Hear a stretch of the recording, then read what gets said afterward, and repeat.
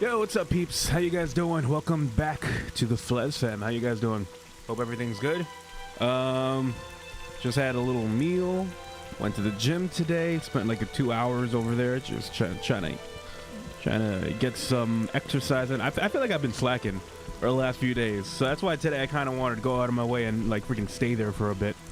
But I got caught in the rain, caught in the winds, and it wasn't nice. I'm gonna get some groceries, and on my way back, just got freaking bombarded with big ass gusts of wind, and I brought some pizza home too. Almost lost the pizza to the winds, but it's all good. How you guys doing? All right, so today we're gonna be playing some XENOBLADE Chronicles numero 3. Yo, what's up, Jess? How you doing? Jess, how you doing? Jess, what's good? What's up? Where's my homie Blue Dragon? What's up? I heard you guys went out to the Cheesecake Factory today. How was the cheesecake? How was that? How was that?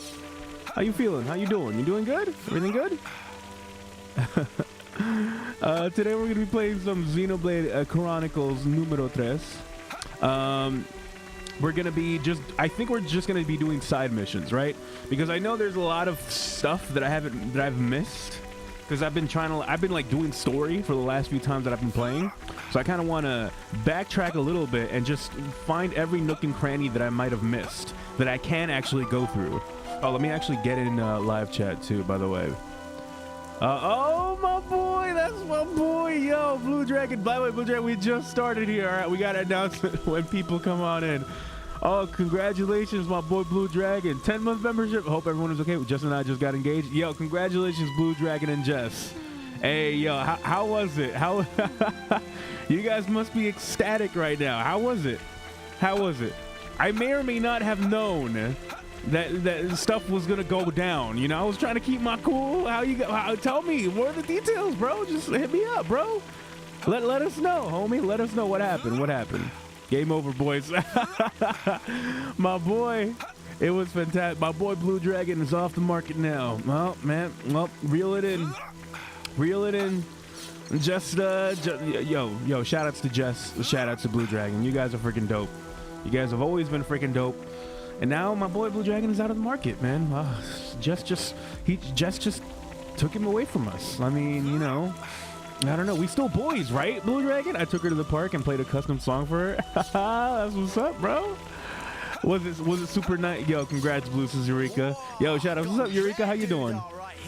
What's up? Apologies for the sound in the background, peeps. I'm officially someone's player too, says Jess.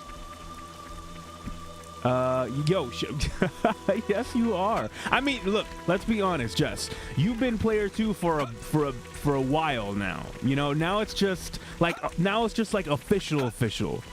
What is this trash? There ain't no Squid Kids here. Shaking my head. We can change this platoon if you want. I mean, it's up to you. If you want me to change this platoon, I can change this platoon, bro. Like, I don't care at this point, bro. I'll play Splatoon. You want to play Splatoon? Let's play Splatoon. Let's do it.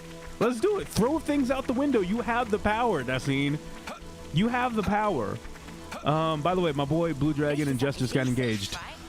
Yo, shout out to my boys. All right, what did you guys tell me? All right, we need some more details. You went to the park. You got a little song played. How was the song? Jess, now is your time.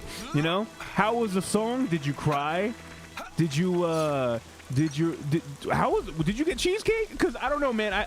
I was told that things were going to go down, but I also was told that Blue Dragon was going to get you some cheesecake. Now, I need to know, did Blue Dragon get you some cheesecake, or did he not get you any cheesecake, you know? We got to start the engagement on the right foot. What flavor cheesecake? Eureka says, hello, everyone. How you doing, Eureka? What's up? What's up? Spent the day over at the gym, you know, freaking did my thing. Just chilling, got swept up by the winds and everything. He did suggest, hey, all right, dope. Yo, he got...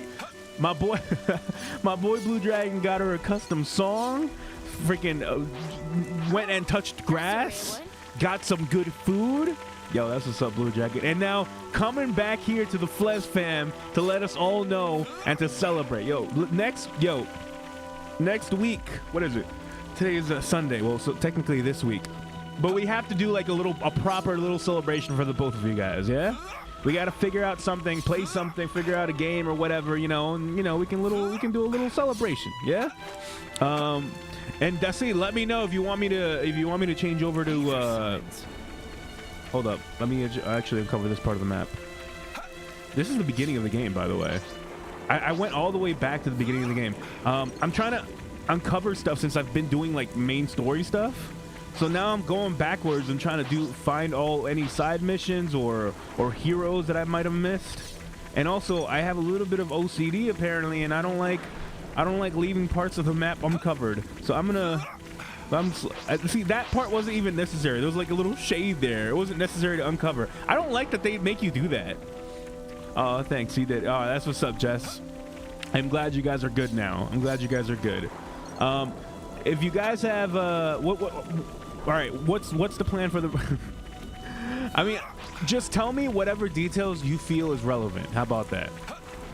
Tell me whatever details you feel relevant, but tell me something. Give me some substance, guys. But you guys can do it. You guys can do it afterwards. So I know that you guys are excited. You know, just fresh off of the event, Jess and Blue Dragon. So whenever you guys want, I'm all ears, man. Me and the Flezfam, we're gonna want to hear details. You know, bro. Like when somebody comes by and tells us about their lunch, we ask details about their lunch. Now just imagine a freaking engagement, homie. Just wanted to pop in real quick and let you all know. Jess and I are about to have dinner. Have a good evening, all right, my homie. I'll let everybody know. I'll let the peeps know. When you're ready, let us in on the details. We need details, bro. All right. Do your thing, homie. Go get yourself some more food. All right, enjoy.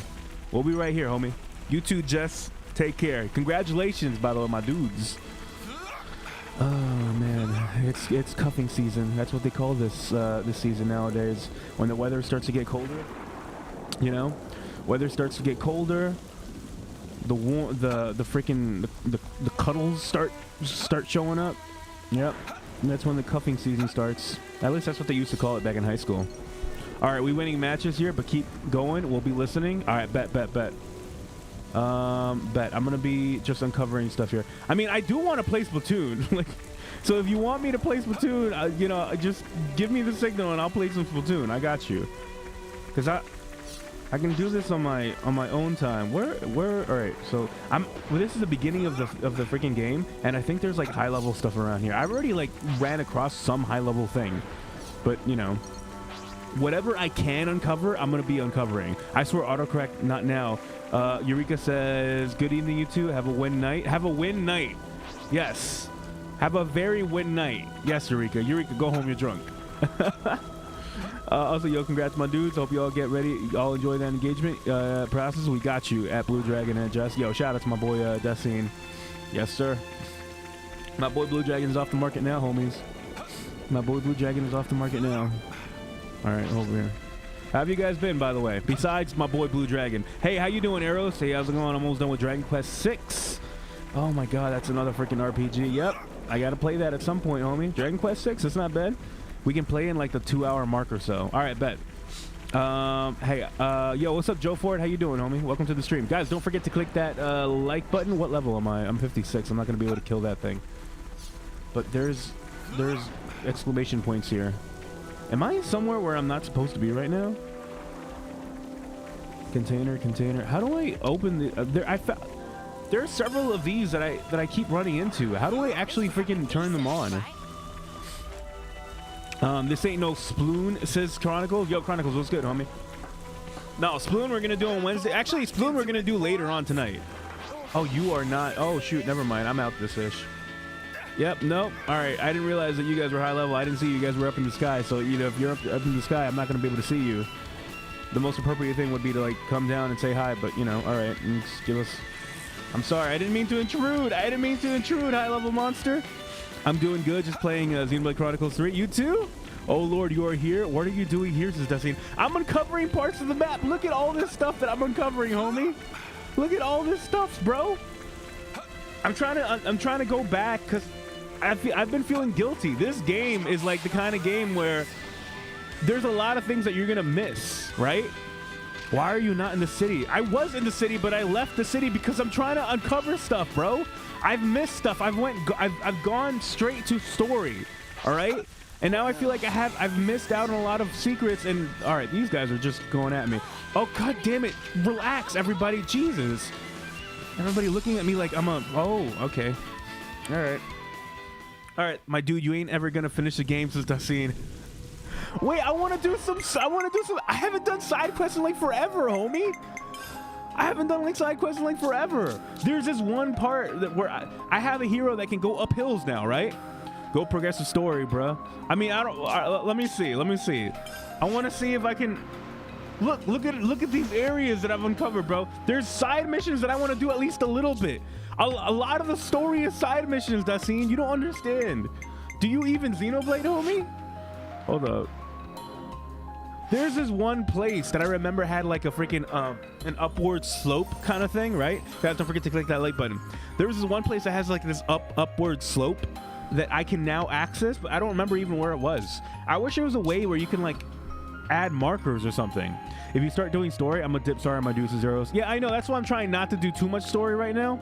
I told my boy J2 and somebody else, I think, that I'm gonna try to do some side missions because, like, if I'm playing this game on my own, I've been playing this game on my own anyways, right? But I do want to kind of go back and do some side quest stuff.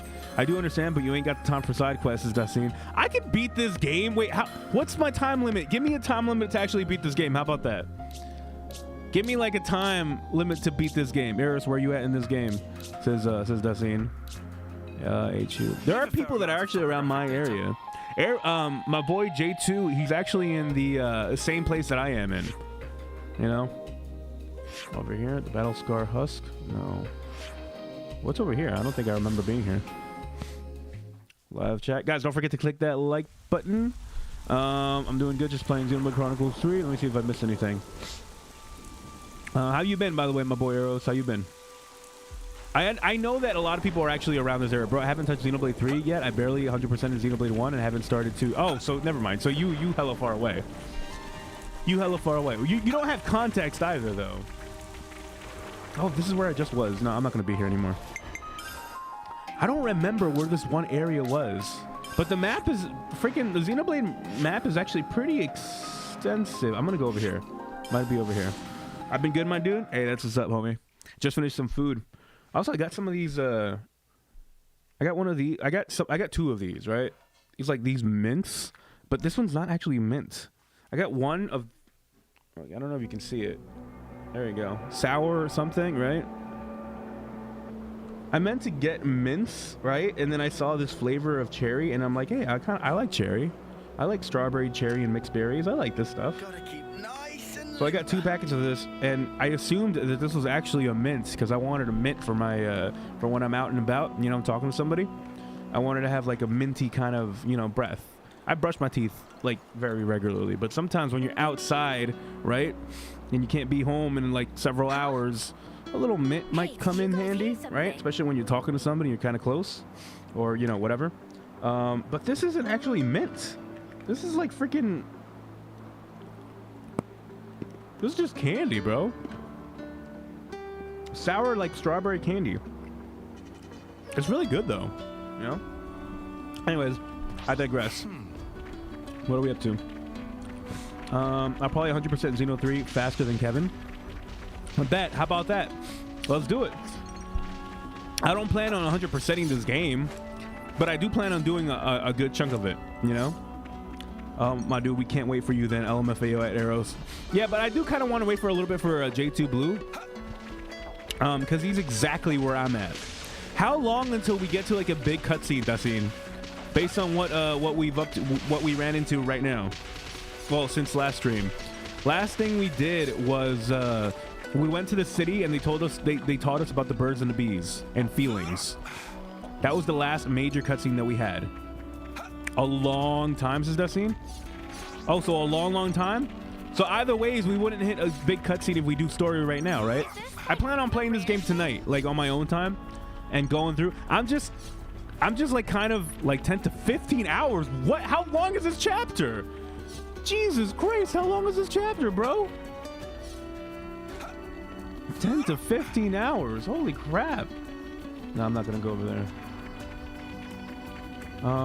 Like 10, Jesus, is this like one of those long ass chapters? Chapter 4 was kind of long.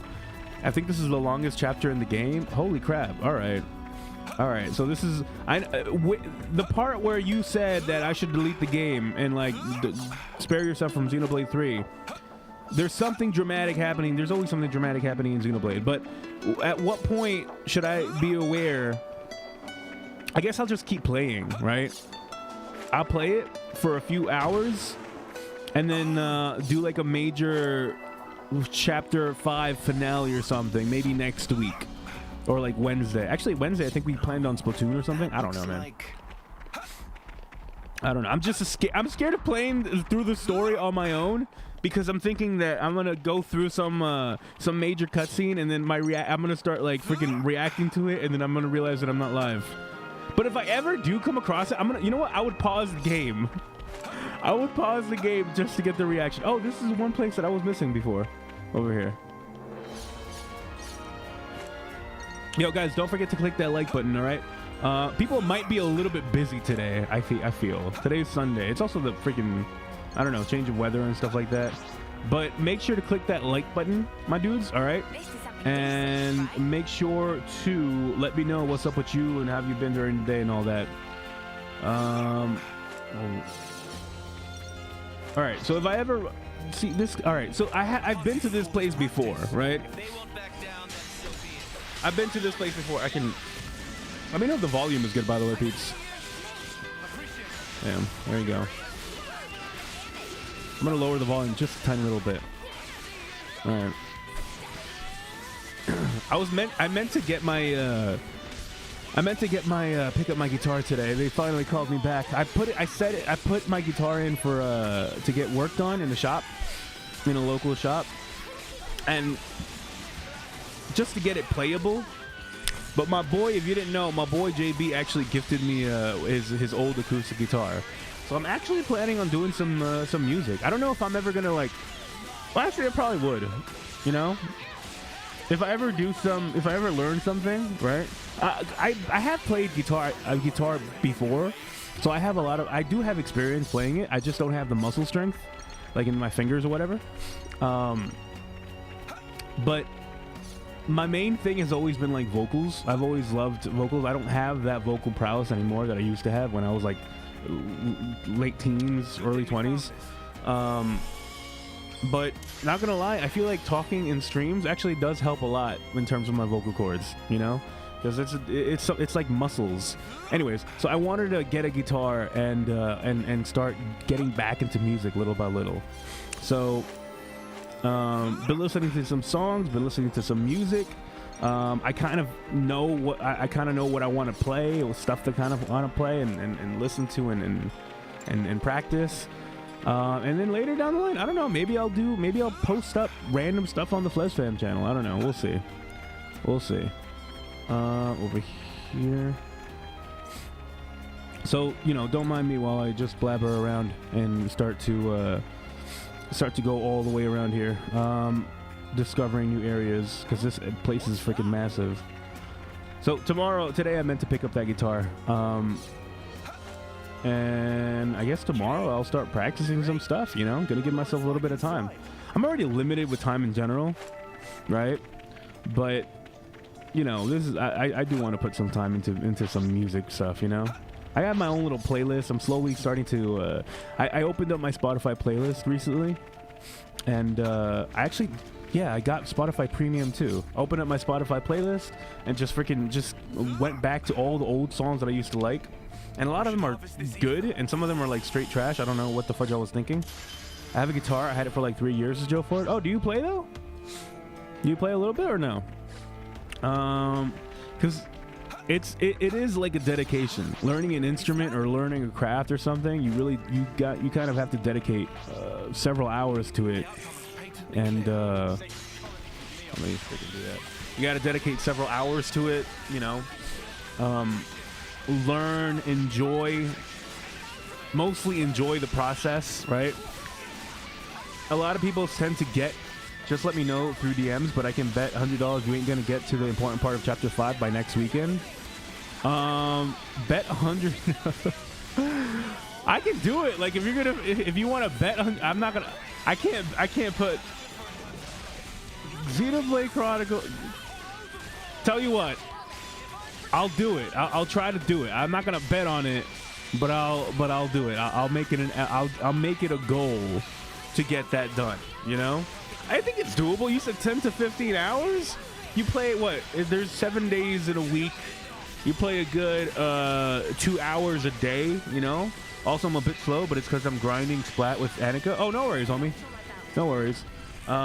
Yo, everybody that's here, shout outs. Thank you for being here, and click that like button, by the way. There aren't a lot of people here right now. I don't know if the YouTube is like not showing off the stream. I'm seeing 4 peeps. So you 4 peeps, you guys are the homies. But don't worry, I'm just gonna randomly talk about whatever, and probably just keep eating these little mints. I shouldn't have this next to me actually. I'm supposed to be saving this. Did you do the ad everyone? Yeah, I did. I mean, yeah, I'm pretty sure I did. Yeah. Let me just. But YouTube's been bugging. And I think the lack of videos I see, you know, maybe makes it so that YouTube doesn't promote it as much. And also people are playing their games, you know, so I don't really blame them. And you know, yeah, I should probably put these are actually, these are like sweet tarts. I thought these were like, Eureka says yum yum mints. Yeah, I thought these were like mints, right? But they're not. They're kind of like sweet tarts. You guys like sweet tarts? I used to love that ish, man. Oh my god, I'm eating these like M&Ms. I'm gonna put them far away. There, saving them for school. Yo, what's up, J2? How you doing, homie? Welcome to the stream. We're chilling. We're doing side quests, so we're not doing storyline stuff right now. And also, Dassine told me that I can't get to the end of chapter 5 by next week, and I said, Cap, I can totally do that. Never been of sweet tarts? You've never liked them, or you've never heard of them? YouTube's count has been odd lately, says Eureka. Yeah, I know, but you know, like, there's not much I can do about it, you know. I don't blame people too, because like I'm streaming less, kind of. Am I streaming less? A little bit, yeah, because I used to stream every other day, right? And now I'm streaming Wednesdays and Friday, Saturday, Sunday, which is kind of every other day, but like not really. It's still the same amount of streams, just more condensed into weekends. We used to stream every single day too, but yeah, YouTube is being weird. And also, people are just busy in general, so I get it. It's all good. I don't mind. Like, I don't mind as long as, you know, somebody's here. Or sometimes I can talk to myself, I guess. I've been here since J2 Blue. Oh, yo, what's up? How you been, J2 Blue? I don't like them. Oh, you don't like sweet tarts? Too sweet? Back when I was a kid, man, I used to like the they were sweet tarts, right? But there's also the Smarties. Oh, Smarties, yeah. They come in like rolls, right? Oh my god, those used to be so freaking dope, man. It's just pure sugar. Yeah, YouTube will be wired sometimes as arrows. Yes, sir. But Smarties, man, I remember Smarties from back in the day. And I guess I have candy in my mind because I got, you know, that. I got some mints that were... Hold up. Oh, shoot. I don't think I should have gone into this one like this. No. I should have been a lot more prepared here. They're level 45 and there's a bunch of them. I should pick them out. Anyways, Halloween season is among us, right? And the local store that I go to, Aldi's, they got like mad candy. They got mad candy. That says J2 Blue. I'm gonna see what they do. Let me see how long I last here. It's an auto. Wait, it's not. What am I doing? Oh shoot! It can't be auto because this is an actual boss. All right, no, I'm playing like a noob right now. Let me reset this. All right, everybody, back out. Come on, back out. Nothing happened here. Run away, smile and wave, boys. Smile and wave. No, what are you doing? What are you doing? Bye. You use auto battle, bruh? No, only. First of all, I just recently learned about auto battle. All right. Don't tell Dassine this, but he actually taught me how to use auto battle. I didn't know you can actually do that. This was like 2 streams ago. Well, not 2 Xenoblade streams ago, where I was trying to like focus, right? And I was trying to read the chat and everything. I was trying to focus, and then all of a sudden Dassine's like, you know, you can just click auto battle, right? And I'm like, of course I knew how to do that. Of course. Yeah, you auto battle. What's that button again? Apparently it's the minus button. And you can the game just does it for you. It's not the most efficient, right? but it's you know, it gets the job done if you're actually focused on something else. So the last few nights when I've been playing Xenoblade, I've actually been having auto battle on, just walking up to enemies and or doing my quests or whatever, while just watching something on the on my computer. J2, you can do auto battles for lower level enemies. It's for grinding, says Dustin. So like now, wait, there you go. Now I'm, see, look, hands free. All right, you don't even have to play anything, bro. Look at this.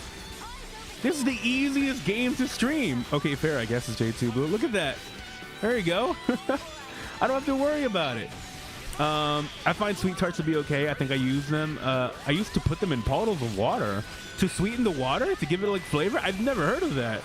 Well, they dissolve like that? I'm the girl with the gall.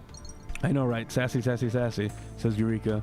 I didn't know. Wait, also, I didn't know. Also, stream friendly feature. Yes, it is a very stream friendly feature. I kind of want to go back and see if I can get that. Oh, what's over here though?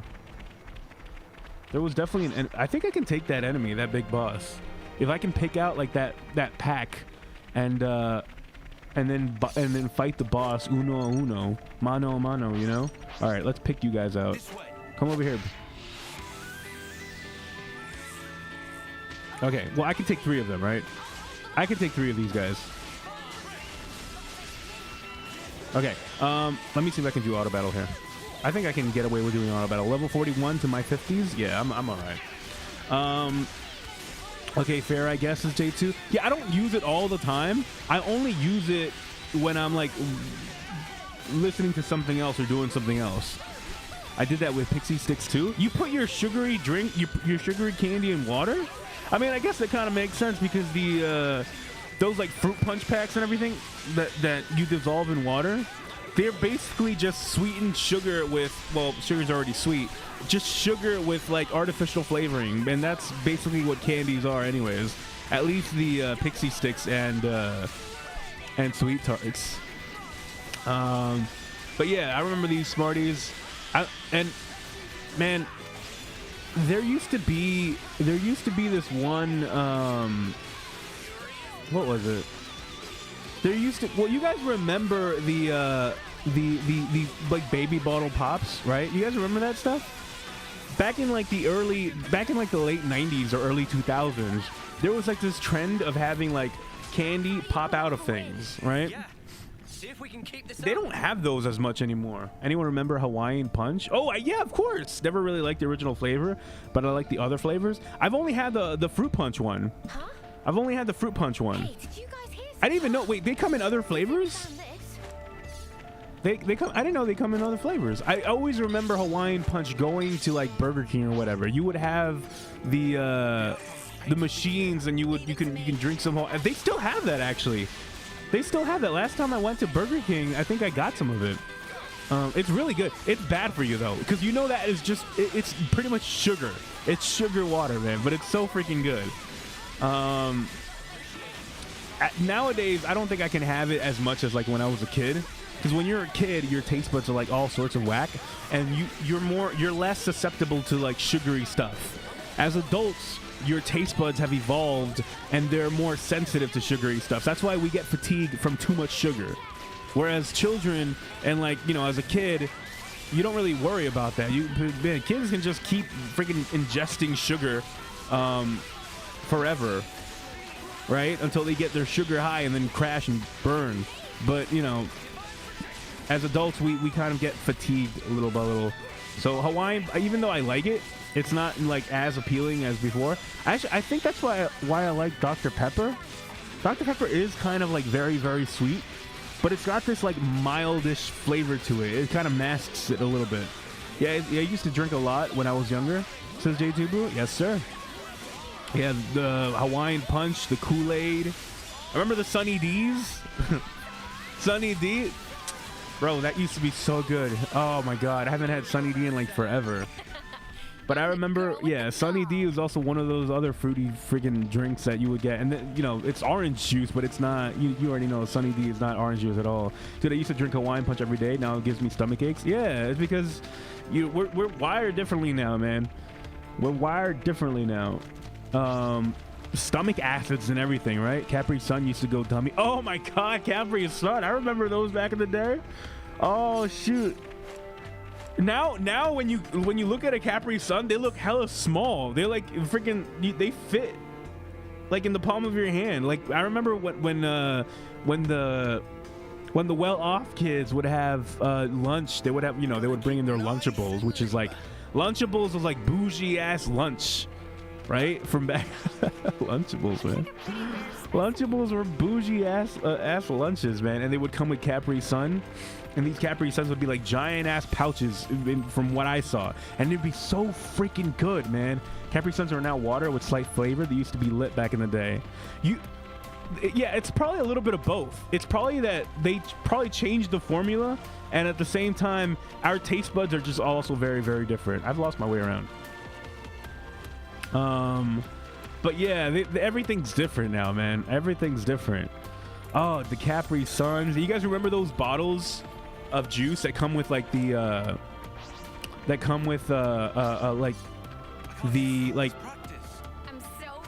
like cartoon characters or comic characters as a top? I don't know if you guys know that one. That's like next level. That's like next level Capri Sun. When I was a kid, you know, yeah, everybody had their, you know, the well-off kids had their Capri Sun or whatever. Very, very good. But there were other kids that had these like bottles, right? They're like these plastic bottles, and the tops of it would be almost like toys, right? And you would have like Spider-Man, or I remember the juices that looked like barrels. Oh yeah, I've actually never seen those. I know of those because people tell me about them, right? And I've heard about them, but I've actually never seen those. That's like a whole brand too. Hey, Dr. Deathwish, how you doing, homie? How you doing, bro? One of my favorite drinks back in the day, though, was Sunny D. I remember Sunny D. Sunny D is so freaking dope, man. It's so hella good. It probably still is kind of good right now, but Sunny D's like this. Well, you guys know what it is. Orange juice, right? But it's not actually natural orange juice. It's just artificial stuff, man. And when you drink it, it kind of gives you a little burn. It kind of gives you like a little burn, or like a little weird sensation. Maybe I'm just allergic to Sunny D, but it's hella good. It's hella good. I tend to think that maybe sometimes my throat is like hella sensitive to like sweet stuff, because one of the things that I really love eating is like these hand pies, right? What's your favorite class in each category, since J2? Favorite class in each category. Let me see. I don't know. I kind of like, for some reason, I like this class right now. This is from the attack category, right? Manana's class with what's his name? Manana and the other Nopon. I think I like their class because they have some tools with them. I don't know. I can't say for sure if I have a favorite. I mix and match constantly. I haven't stuck to like one single class for too long. I level them up and then I move on to the next one. Sunny D is not like what it used to be. They changed the formula. It had a tang to it. Yeah, that's what I loved, bro. Yuma Smith, I think, says J2. Yuma Smith. I don't know. Which one's that? I used to get Lunchables, especially for field trips. Oh, you had Lunchables back in the day? Bro, Lunchables were hella expensive now. I mean, back in the day. I think they're hella cheap now. I've seen Lunchables go for like $1 or something. Or like $1.29 or $1.99 sometimes. But I remember going by like Target at some point, and I think they were doing like a Yuma Smith. Oh, the class that I have now. Oh yeah, it's Manana's, right?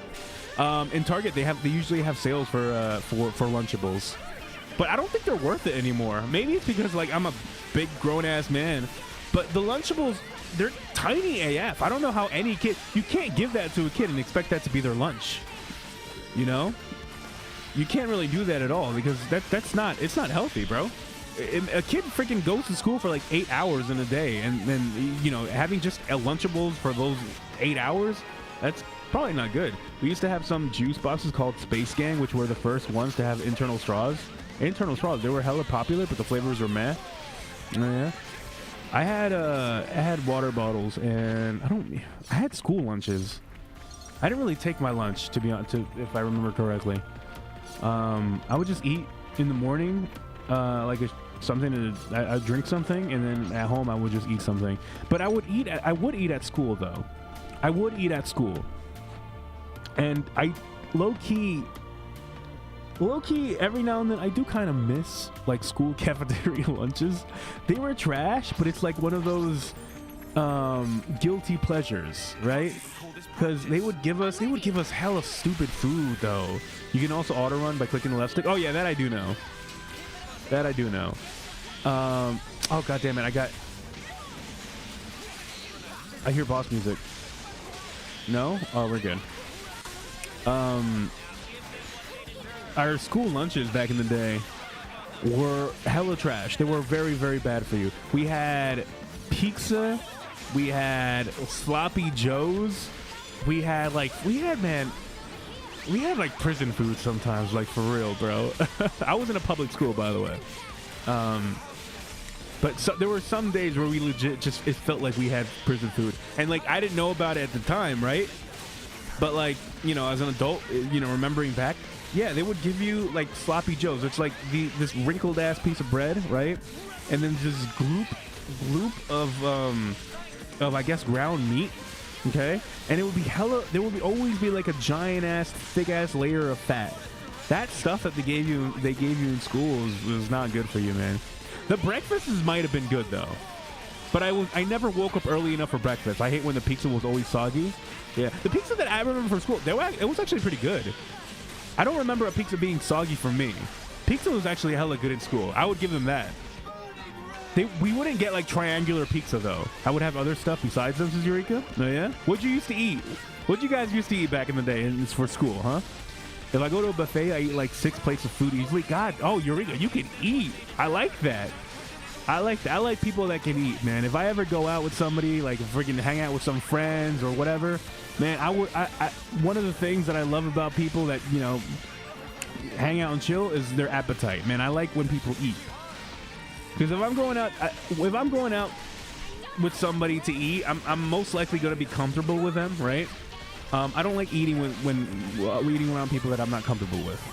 Like when I go to a party, I don't like to eat, right? If I don't know anybody in the party, I don't like to eat at all. I'd rather just eat when I get home, or like maybe nibble on something a little bit. But if I'm hanging out with some friends, right, or like somebody that I'm getting close to, I would rather them eat than not. Where are we at, Kevin Cesaros? Where are we at for what? No, the pizzas were rectangular when I was a kid from school, but they were small. Yeah, I remember. Yeah, they had like these boat-shaped pizzas, and I'm pretty sure that the pizzas were like kind of. I'm pretty sure they were just like baguettes, right? And you would put sauce on it and cheese on it. It wasn't actually pizza dough. I don't think it was actually pizza dough. Dang, y'all stuffing that monster up, says J2 Blue. Yes, sir. Look, no hands too. Isn't it crazy? No hands. I can do this though. These matches can go faster if I actually, you know, dedicate, you know, move and stuff. But I'm just putting myself in positions, and I do have to fight the big monster that's in the back. There's a big boss monster, level 47, I think it is. But with my team of 51s, I think I can be able to handle it. I should be able to handle it if I focus. Where are we going to eat at, Kevin? Says Eros. If you guys were, if anybody's in the New York City area, let me know, and I'd hella meet up with you, bro.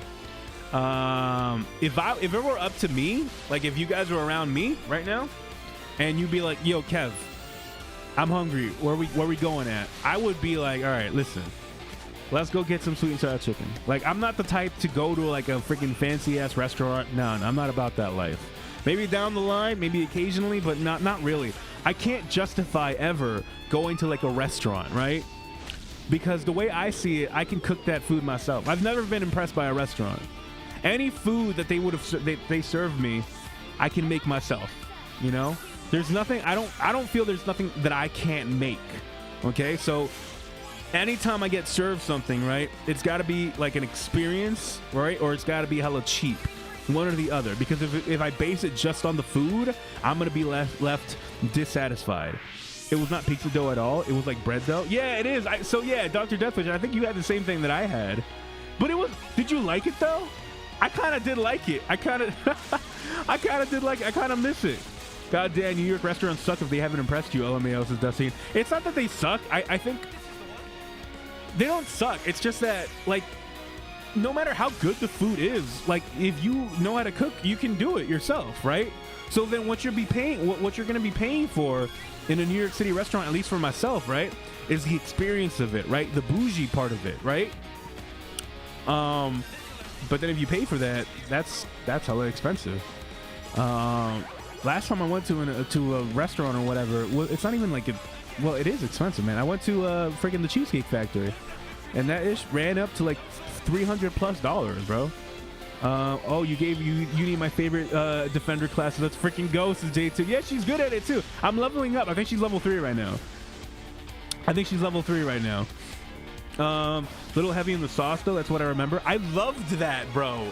That's probably why I love that pizza, Dr. Deathwish. That's probably why I miss it. Because whenever I eat pizza, I love it when it's full of freaking thick layer of sauce. My favorite part about a pizza is its sauce.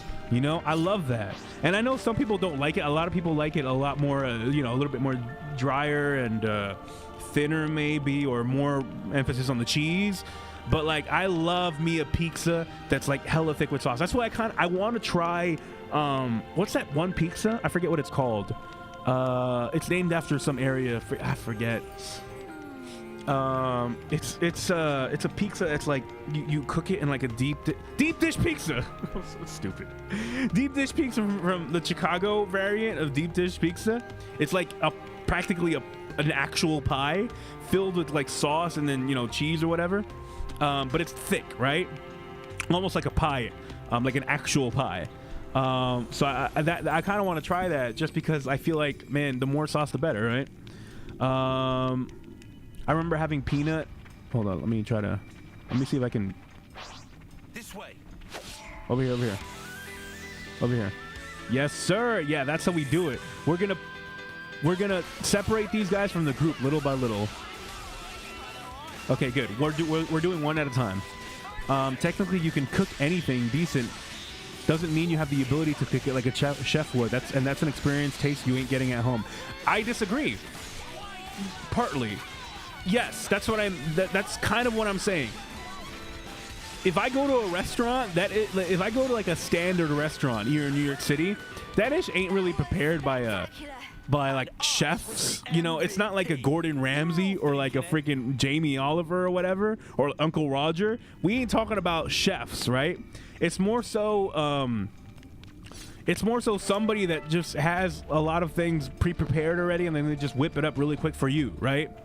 So it doesn't have that pizzazz to it unless you pay for like the legit New York City experience of going to like a freaking a high-end restaurant. At that point, yeah, high-end restaurants, man, you got to pay for that place's rent. You got to pay for that chef's salary. You got to pay for that chef's daughter's college degree, right? So like you have to, there's a lot more emphasis on the experience of that particular restaurant, so they go there, and sometimes the waiter's hella nice to you. You get the venue is nice, the lighting is beautiful, freaking the floor has all sorts of marble or whatever, so like that you pay for that experience. So I get that. In that sense, I get why people would go to like a restaurant, but other than that, like I wouldn't go to a standard Italian restaurant,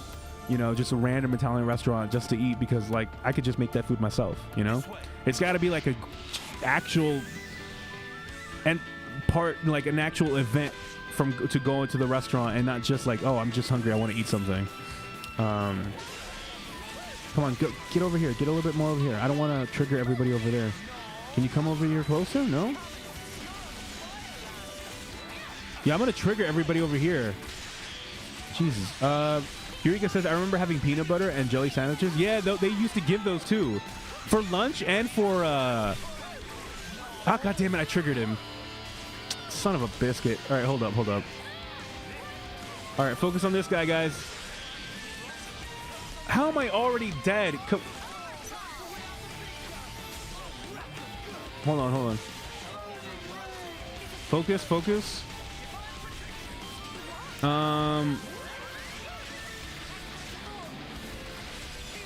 Are his henchmen still sleeping? One of his henchmen is still sleeping. You dumbass. Are we doing good? I don't know if we're doing good yet.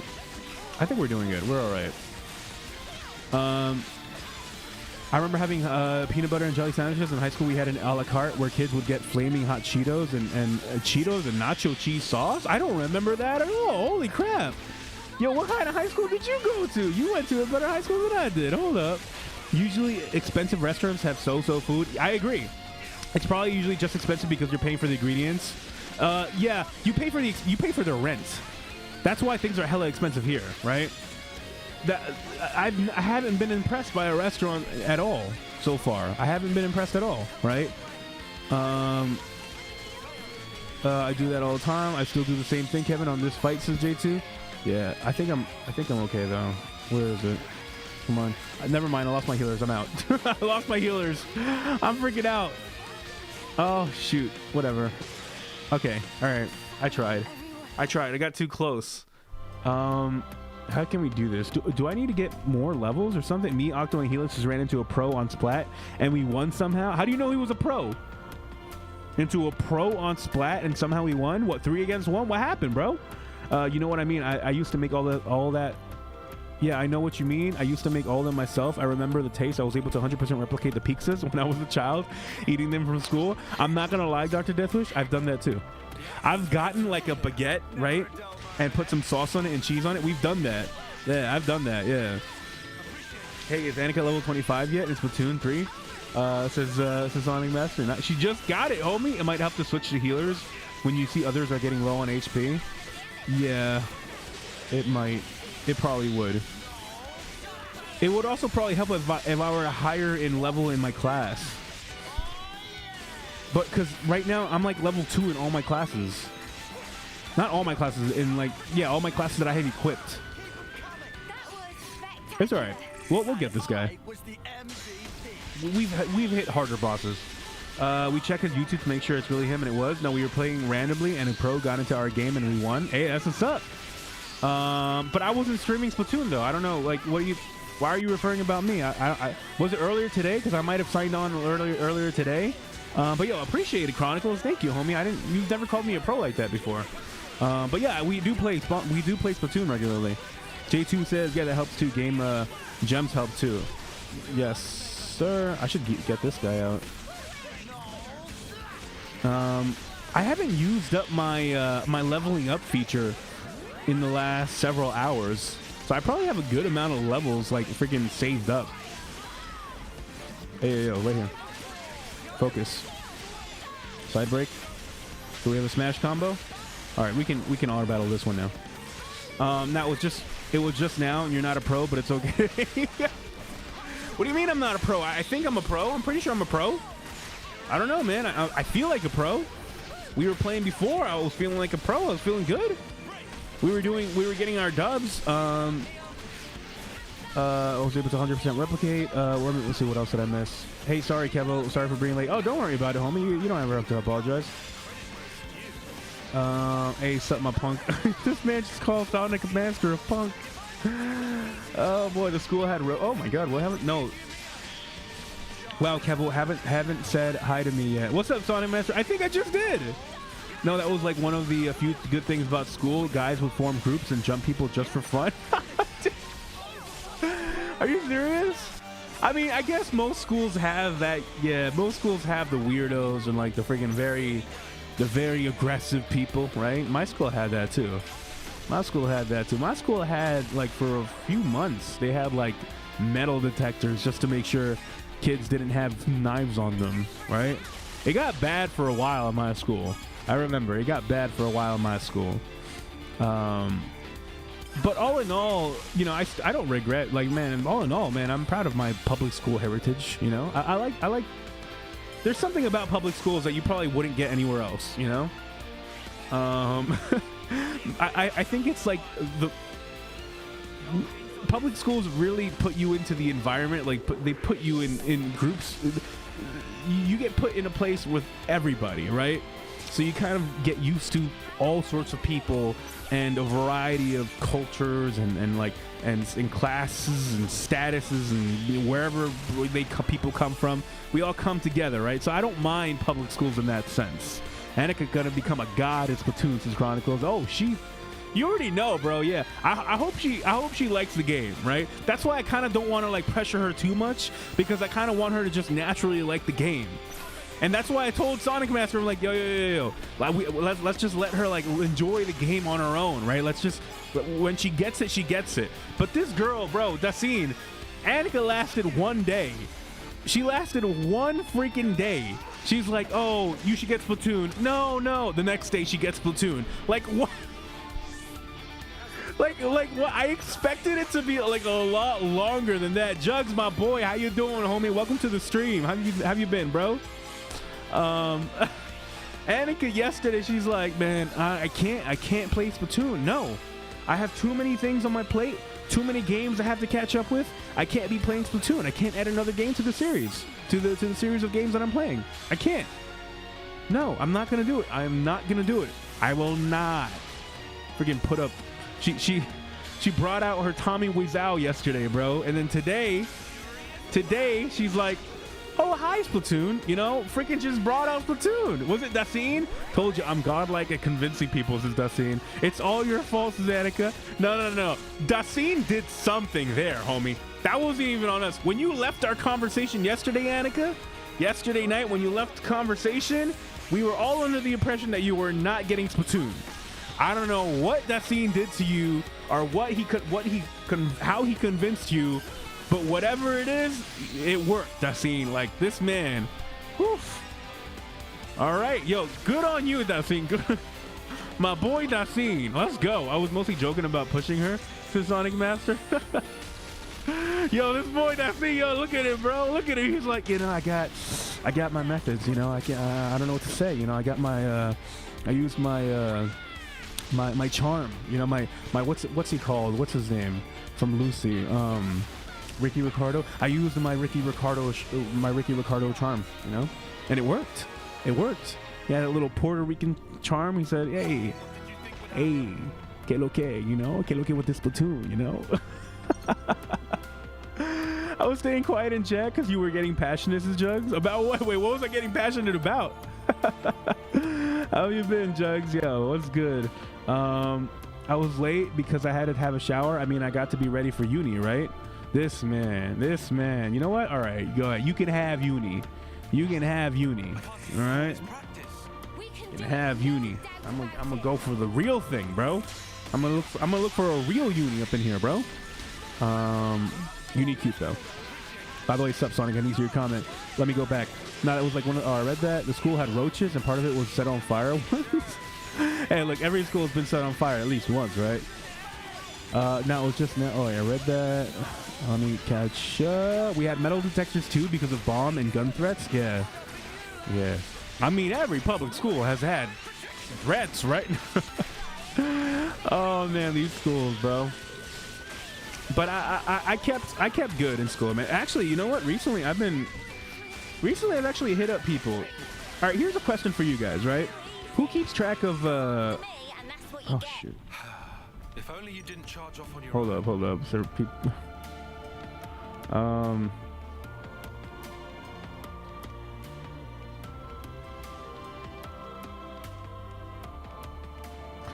recently I hit up peeps on like that I used to not peeps that I used to know back in the day. Not really know, but like I figured, you know, I kind of need some friends around the area, right? So I, you know, just hit up some peeps, say what's up, and but that got me thinking, right? Like, to be honest, I never had interest to hit up peeps back in high school. I don't really keep track of anybody in high school. So I'm just hitting people up because, like, you know, because I want to talk to people now. But here's a question for you guys: who keeps up with their high school friends?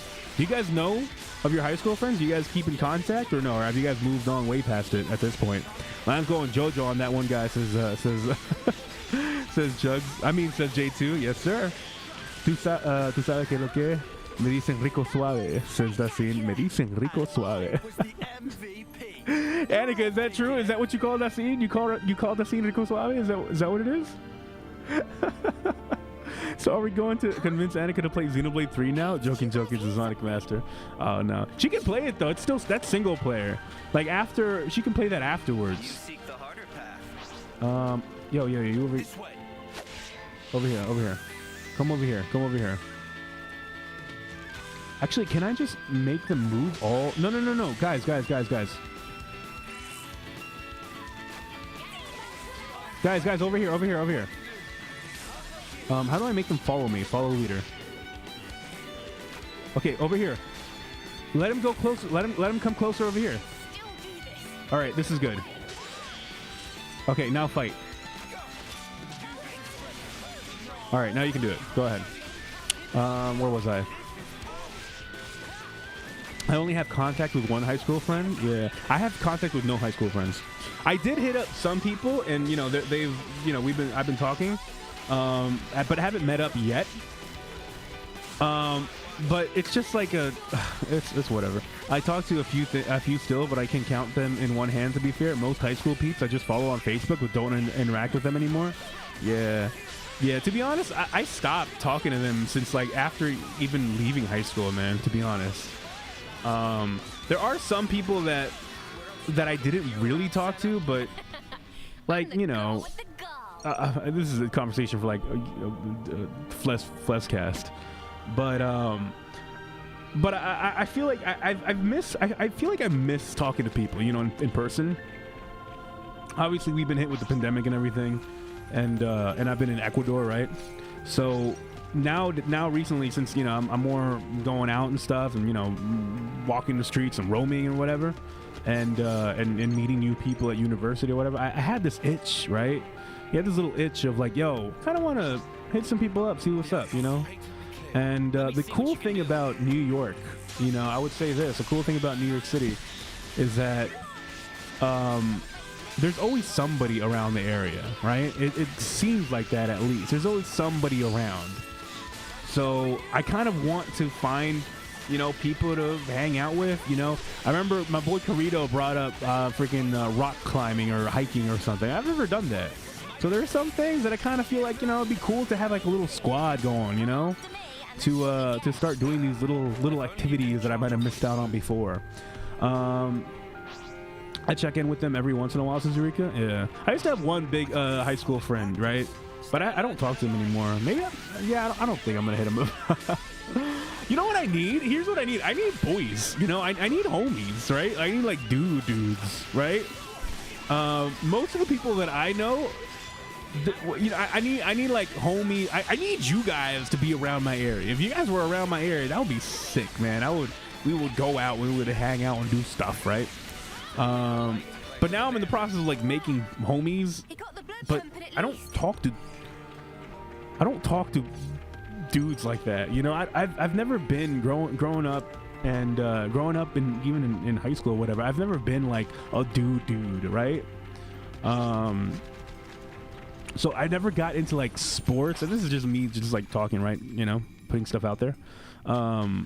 Never been into like sports or like freaking the Madden or freaking, I don't know, GTA 5 and that kind of stuff. Like I don't play or I don't do any dude bro stuff, you know. I used to be hella into come over here dude, can you not come over here? I think this game is not wanting me. The game doesn't want to follow me.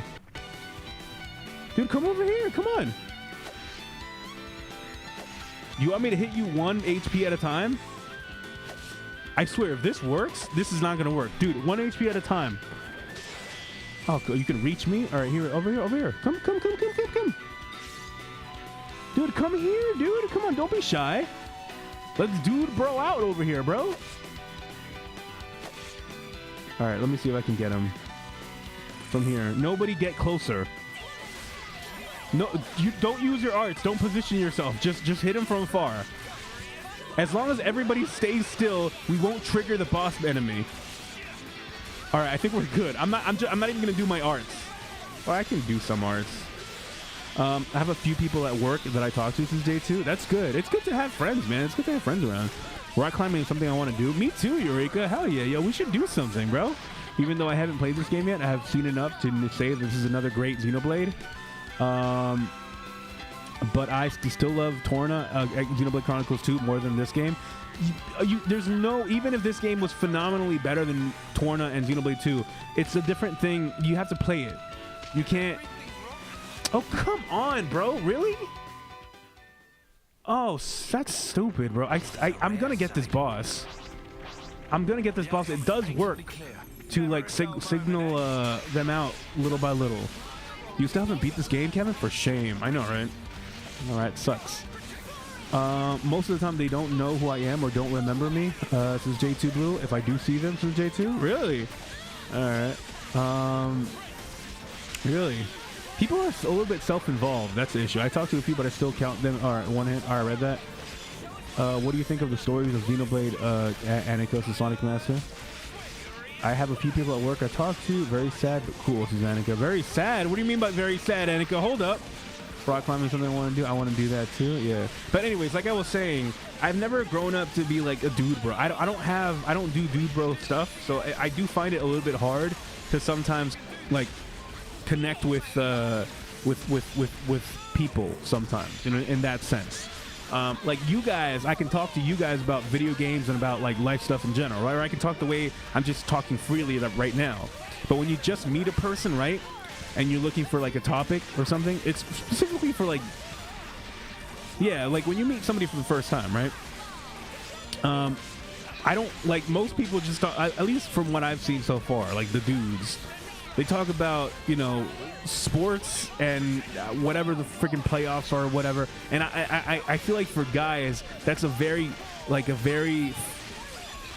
easy thing to latch onto to start a conversation, right?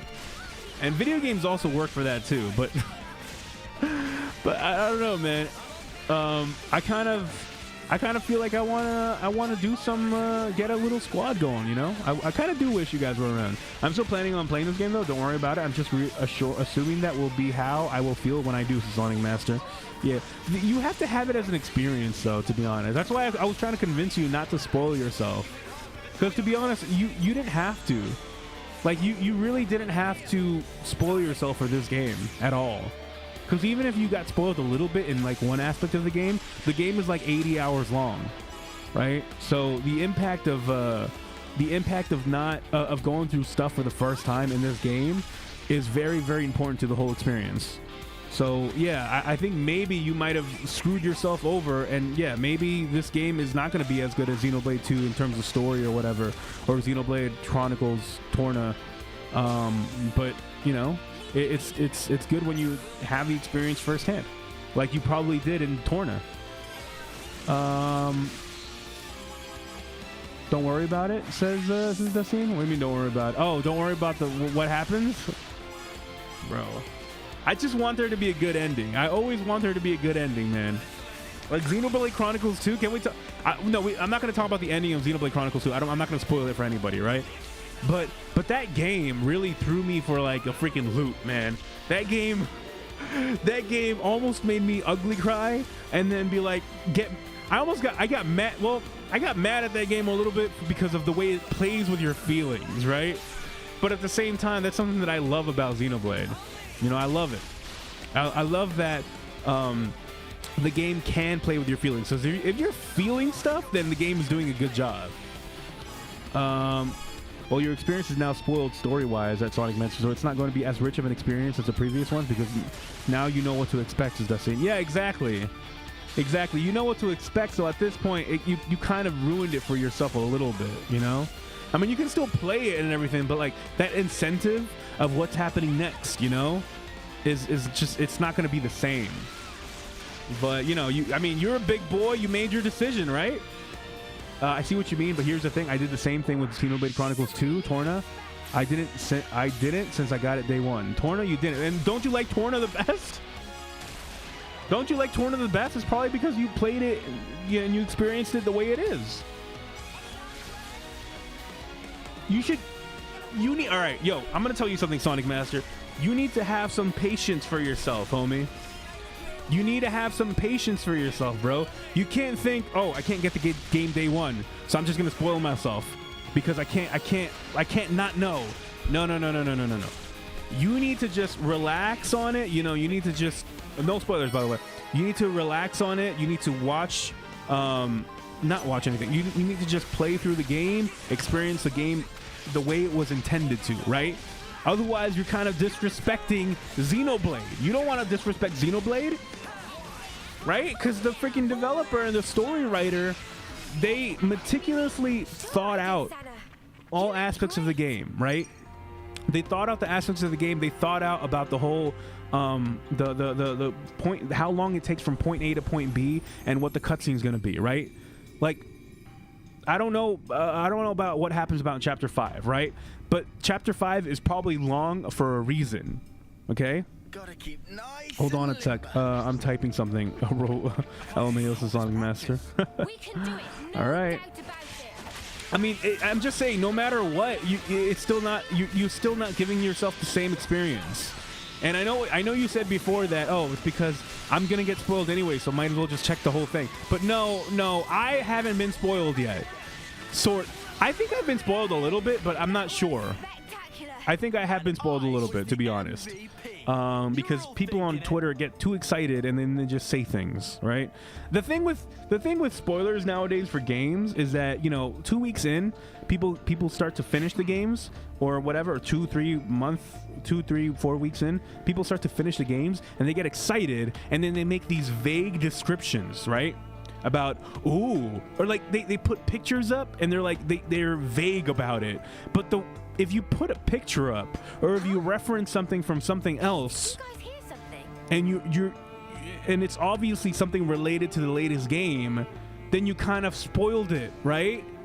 You kind of spoiled it. That's very annoying to me. I saw something on Twitter, but I just mute those people. It says JT Blue. Yeah, I get that people do it because they're excited, right? But what annoys me now a lot is that people like, and the same thing happened with like the Spider-Man movie, and I remember people putting like, can we spoil the Spider-Man movie at this point or no? How many months has it been at this point? Oh no, we can, because Sony spoiled it themselves. Never mind.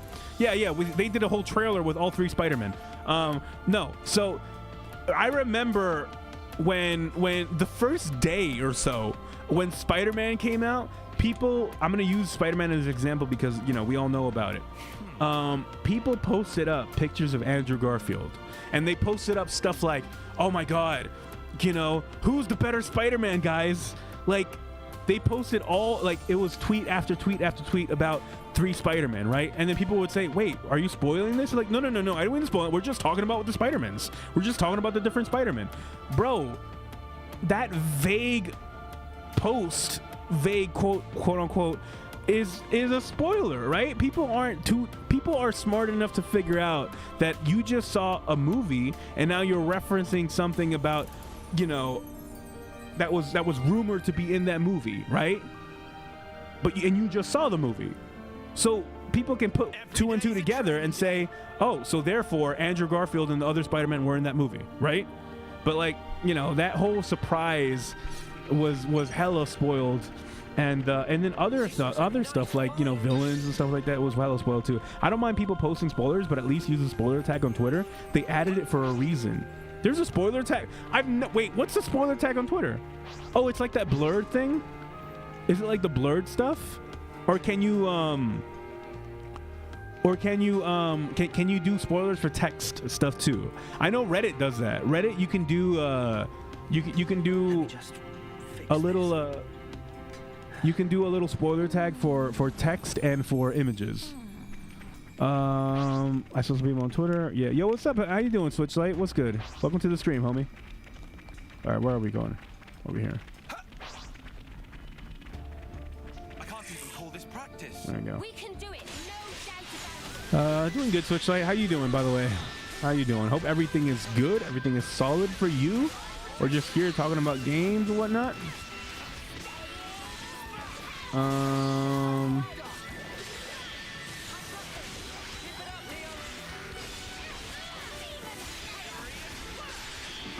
Yeah, that's it. You can use it. You can use it for videos and photos. Oh yeah, they should make it so that you can use it for text too. They should definitely make it for that so you can use it for text. A little spoiler tag. Yeah, add a little, like, Reddit is actually not that bad in terms of features, right? It's just that the people in Reddit sometimes are kind of trash. Stay away from Weekend. I'm just Key. He says some wacky stuff, and Weekday Key won't take responsibility. I don't even know who that is. I don't even know who that is. I don't follow a lot. I guess I should follow more people or something. I don't know. Actually, no, I should. I like my Twitter timeline the way it is right now. I'm not gonna lie. You know, I don't follow weird people like that. No. Yeah, spoiling things is kind of like stupid. You know. But yeah, it is. Next week, by the way, we will get to the end of chapter 5. Next week, I'm going to get to the end of this chapter. Today, we're just doing like little side missions or whatnot. But we'll see. We'll see. Over here. Okay. This way. Over here. Over here. Come here. Come here. Closer. Closer.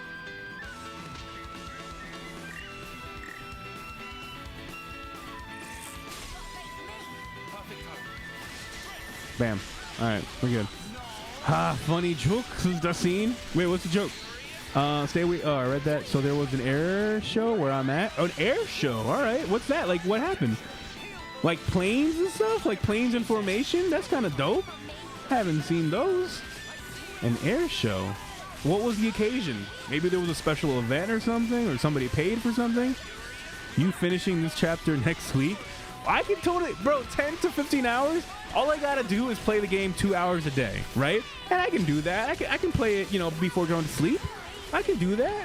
Why not? Yeah, 2 hours. I'm caught up with all my stuff in school. You know, I'm pretty good. I think I can do it. I've been playing a few hours, you know, an hour or so. I just gotta up my hours just slightly. You know, just a little bit slightly. I can do it. I can do it. I can do it. Maybe you're just saying it to challenge me so I can get motivated. You know, you can't. Wait, hold on. Give me 1 second, peeps. Hold up.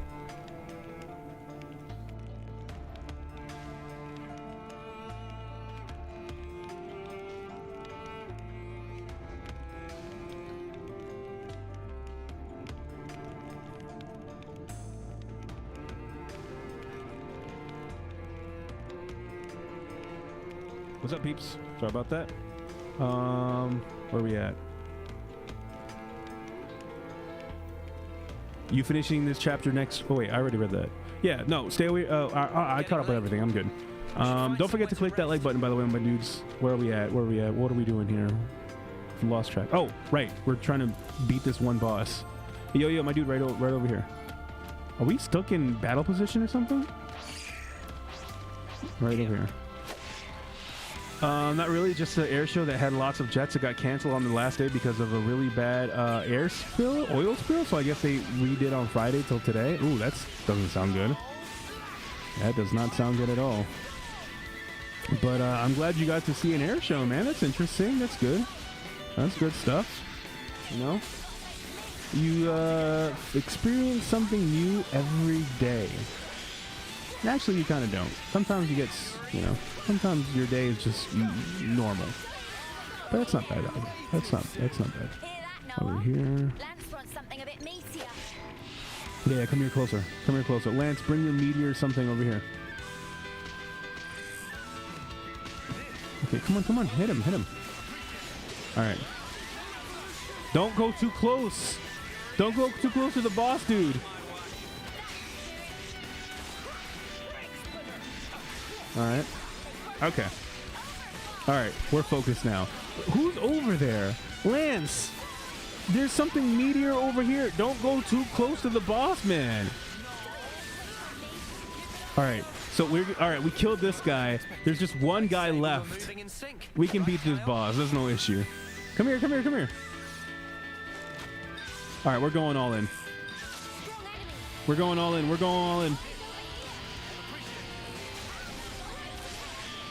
Okay. Everybody focus on the little guy first. Get the little guy out of the way. And then we can focus on the big guy, all right? Heal me. Come on. Heal me quick. Focus on the big guy, on the little guy first. He's already halfway. Come here. Side break. I freaking... Oh, damn it. Oh, we're not going to beat this guy. No. We're too not...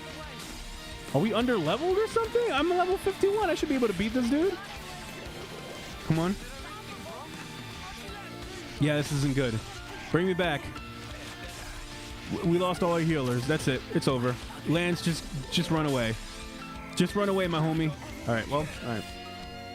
Maybe I'll just level up a little bit. I kind of do want to get back to this guy. I wish they did have a way of like putting stuff on a map. Unless I'm stupid. Like, is there a way to play? Wait, there's a marker thing. All right, I'm gonna place that marker there. No, that's not where I'm at. Remove marker. Hold. Thank you. Where am I? That is where I'm at. Jesus.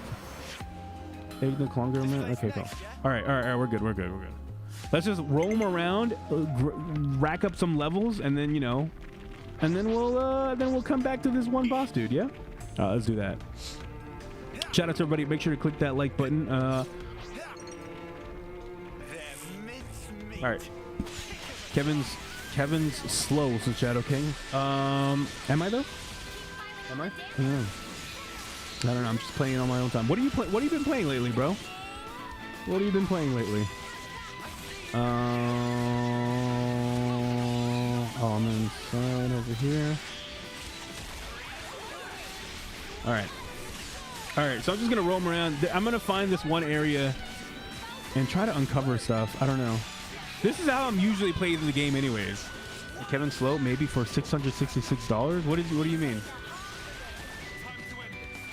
What for 666? What are you betting on? What are you betting on, Shadow King? Huh? Let me know.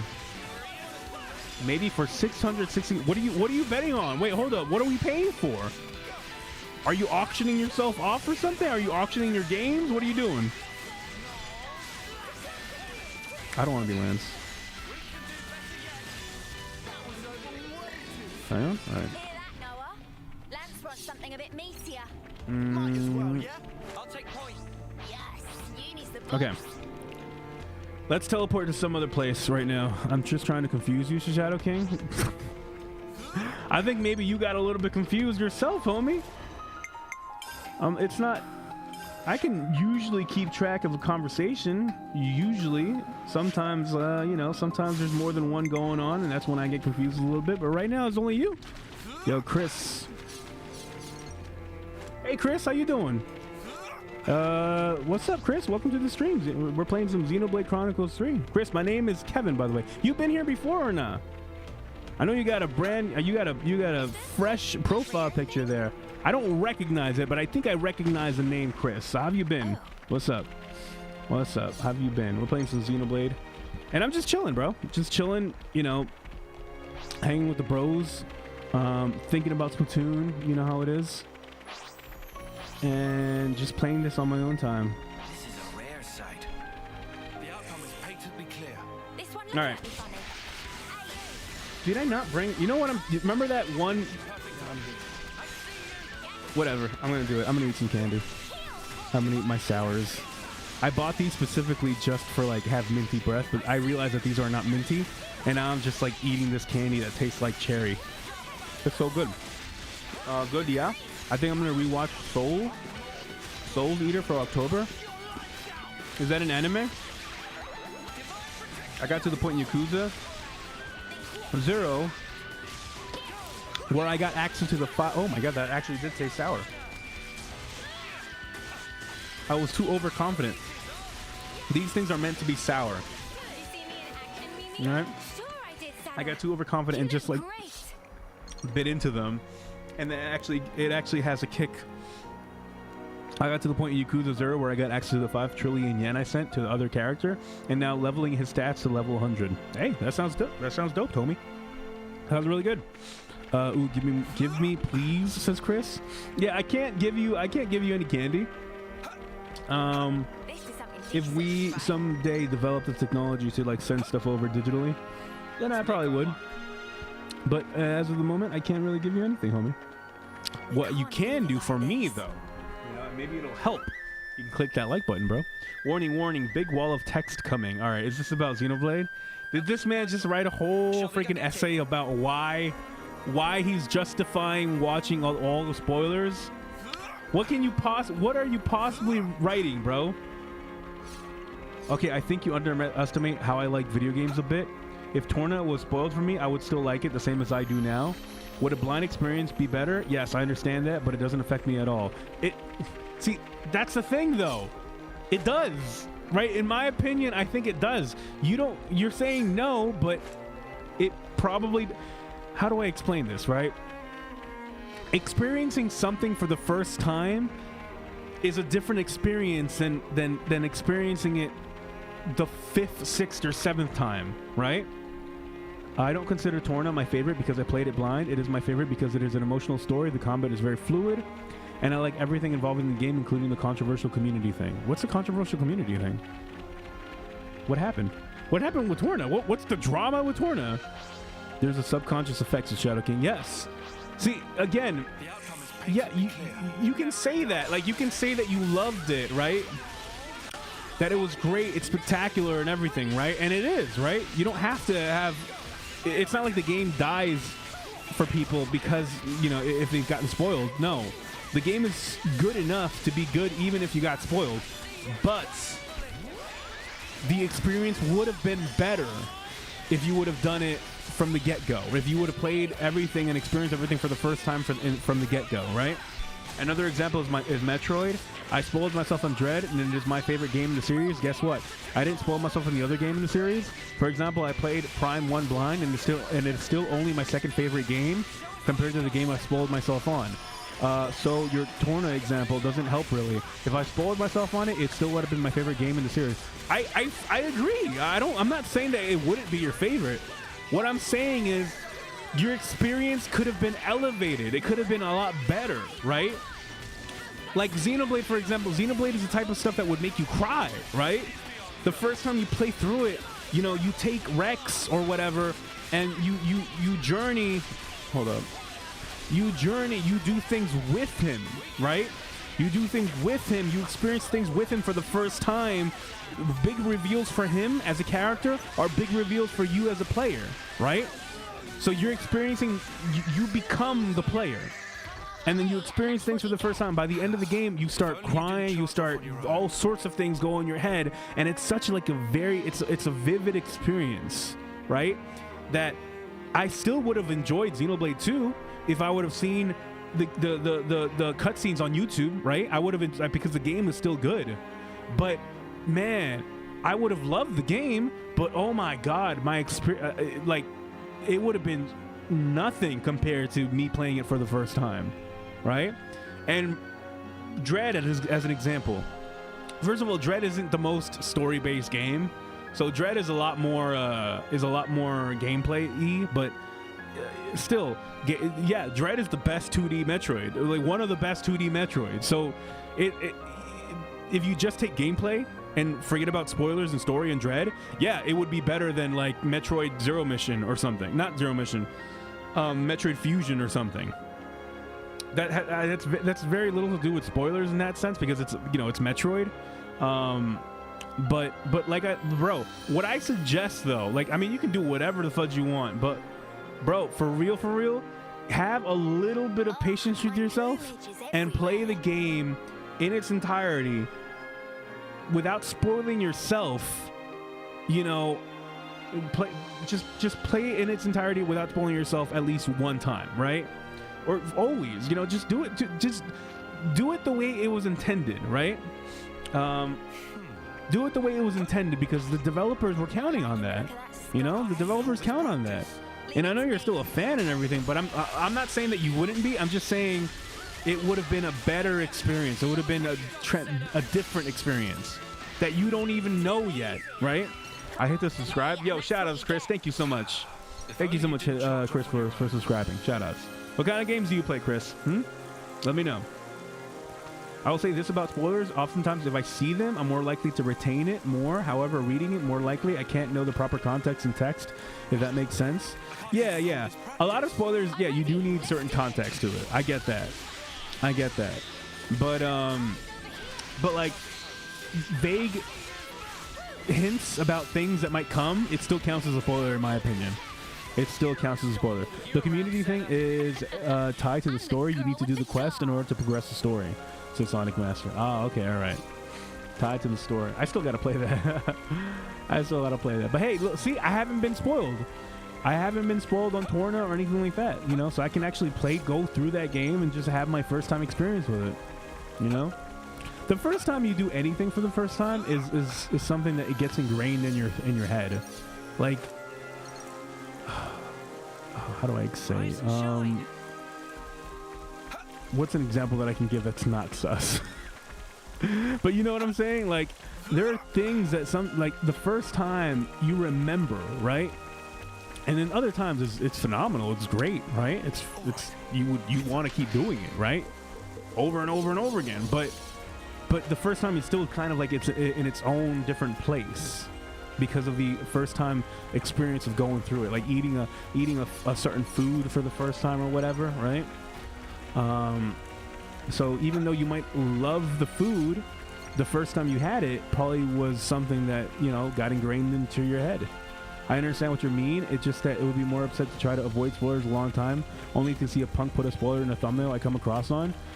Yeah, but even if somebody puts a spoiler in the thumbnail, you're not getting the full context like J2 said, right? You're still getting just a glimpse of something. You're not getting, unless you actively look for a video about it. Are these guys weak?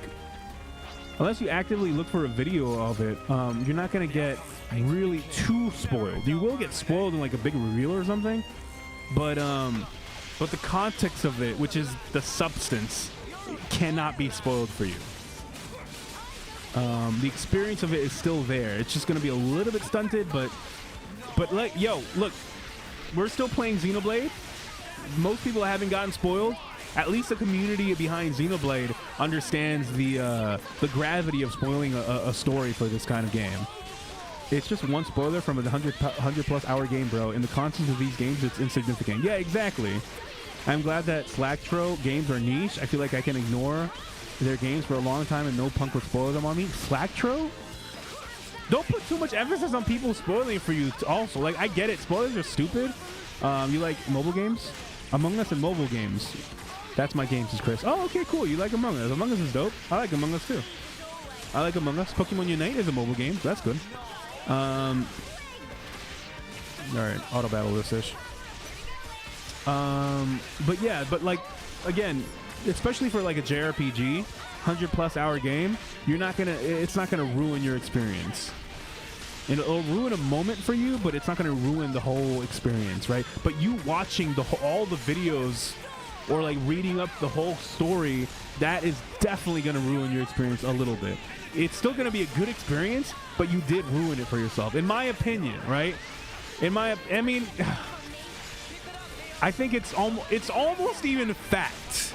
You know, I would say it's almost fact because there's no way that knowing the game beforehand and then playing it is a better experience than just playing it for the first time. There's no way. Y'all gotta stop going into YouTube recommendations, though. If you're smart, you won't get spoiled unless you look for it. Yeah, you can get spoiled for something, but again, it is very, you know, it's something that you can avoid for the most part. I mean, I don't go looking for it, but you understand what we're saying, though, right, Sonic Master? You understand that one thumbnail is not going to ruin 100+ hours. There's no way that one thumbnail is going to really spoil the entirety of the game for you. It might spoil a character reveal, but how did that character get there? What happened? Why does that character even exist? What happened, right? Like, there's so much, you know, that you've yet to experience. So, like, I do kind of wish that you would be in the journey with us, right? Be in the journey with us to get this, like, first reaction, you know? Yeah, I get what you're saying. I get it. It's still hard to not get upset, though. Yeah, I know. It sucks, but, you know. But still, you know, I feel like I've gotten spoiled on some things in Xenoblade. I feel like everybody at least a little bit, maybe got a little bit spoiled in some ways. But you know, again, there's so much that you don't know about it, you know? I'd rather play it. I'd rather play it, experience it, and grind with my characters. Here's a beauty about JRPG characters. You start to get attached to them, you know? And it's all on purpose. I think that part of the game design in a JRPG is the pacing of it, right? In any game, really much, it pretty much is a pacing. There's a certain time between cutscene to cutscene, right? That time sometimes can be too long, too slow. That's determined by the storyteller of the game, right? So everything that's in a video game story-wise has been thought out. Like if yo Dior, how you doing, homie? Welcome to the stream, chief.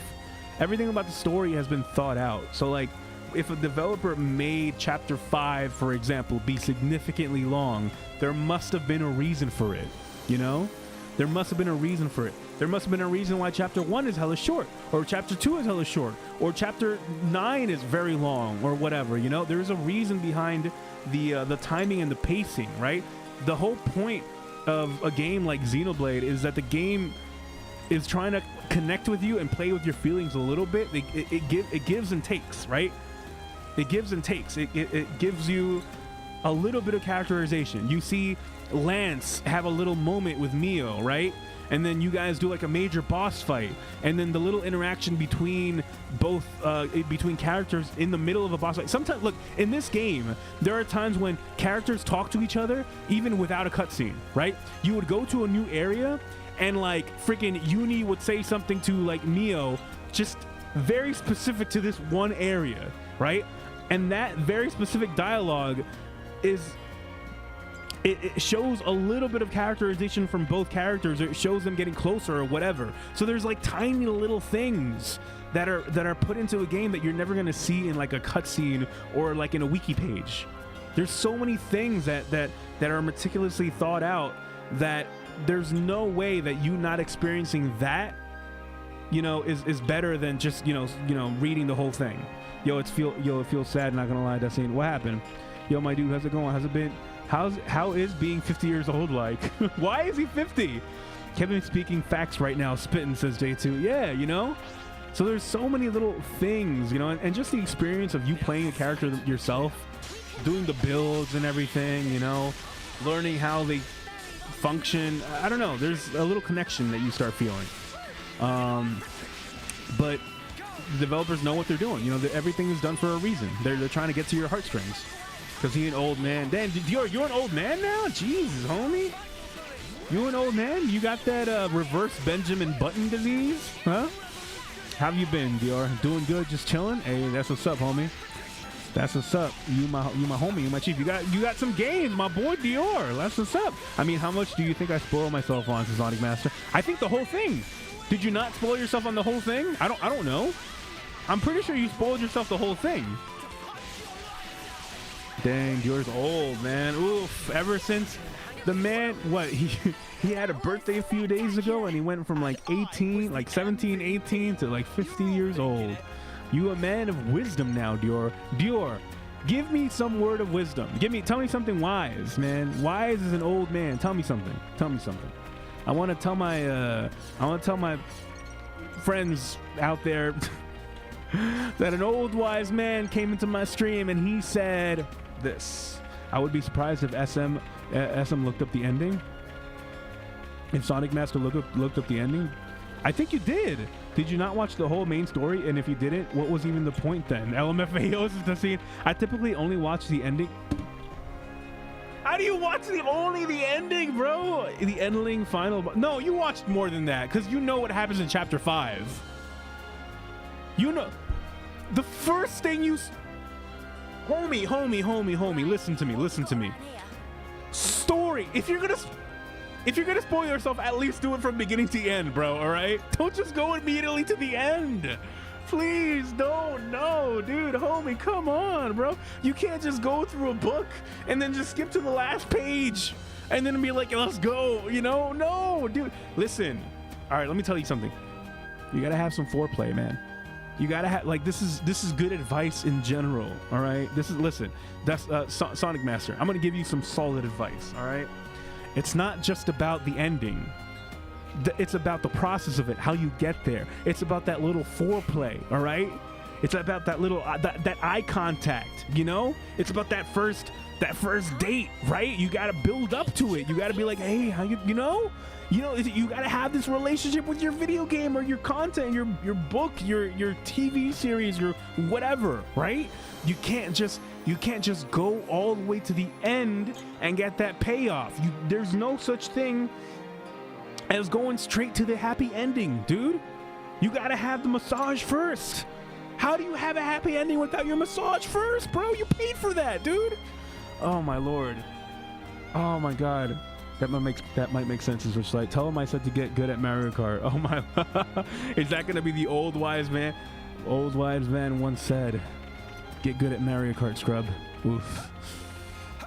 Very wise. Very wise. I'm never gonna understand that kind of wisdom. For real, man. You gotta get your massage before you get your happy ending, dude. And that's just how it is, homie. That's just how it is. Hey, colony Yoda. Nice. I got a new colony? Oh, shoot. New colony. Yo, we gonna get a new... Oh, it seems locked. Never mind. That sound. I'm done since J2. Whoops. Oh, my boy. You gotta have some patience, man. Like, legit. Don't do that. Legit. Imagine being so excited for watching One Piece and after 20 plus years, but you just watched the last episode. Yeah. You have to have some build up. That's part of the experience. That's the most important part of the experience. You got to go around to the other side. Let me see. All right. So it's probably another entrance. Yo, J2, you've done a lot of exploring then, right? If you recognize everything around here. Let me hit this guy. But yeah, you gotta have some patience, homie. Have some patience. Out of 1,100 or so, you watch one since that scene dead. My boy, you gotta have some patience, homie. Patience goes a long way for all sorts of things. It's where Aegis Wilderness is? Alright. I'll check the map in a little bit. I'll check the map. It's probably a new hero or something, man, right there, you know? All these heroes, you gotta play it. So, Sonic Master, are you still excited? That's what you get. And you watched more than just the ending because you know about certain things that I don't know about, you know, in terms of per chapter. But I'm sure you're still excited to play Xenoblade 3, but you know, I think the game experience would have been worse for me if I already knew what was coming. Like, what would the point be? You know? Yeah, but you know, it is. Dude, you didn't finish that comment. I said I seen the whole story since Sonic Master. You saw the whole story? Yeah. All right, so you binged the whole thing when you could have been. Oh, when you could have just saved up your time or your money and just played the game, homie. Played the game. Oof. Shall we deal with it? Makes me sad. I'm sad. I feel it kind of ruins the excitement for me if I already know. So yeah, me too. It probably ruins the excitement for me. Like if I knew what was happening after this, then I would. It would be a drag. It would kind of be a drag. Be like, why am I playing this? I already know what happens. You know, I already know. Because this is not like a competitive game, right? But you know. But all right. We gotta let him be. We already gave him the talk. We gave him the talk. Sonic Master, from here on out, it's up to you, homie. I would recommend, and everybody would recommend, have some patience. If you can't afford a game right away, just wait a few months, you know, wait till when there's a sale or wait till whenever you can, and then you get the game afterwards, you know? You'll figure out a way to get the game. You'll figure it out. You got it. You should be fine. You're gonna be fine. You're gonna be just fine. I mean, if you're certain you were never gonna play it, I'm all for watching the cutscenes on YouTube. It's what I did for The Last of Us 2 and Avengers. Oh yeah, Avengers. But Sonic Master really wanted to play the game. He was really excited for Xenoblade. He was super excited for Xenoblade. But for a game as godlike as this, nah, you gotta experience it as close to 100% as you can. Yeah, I agree. But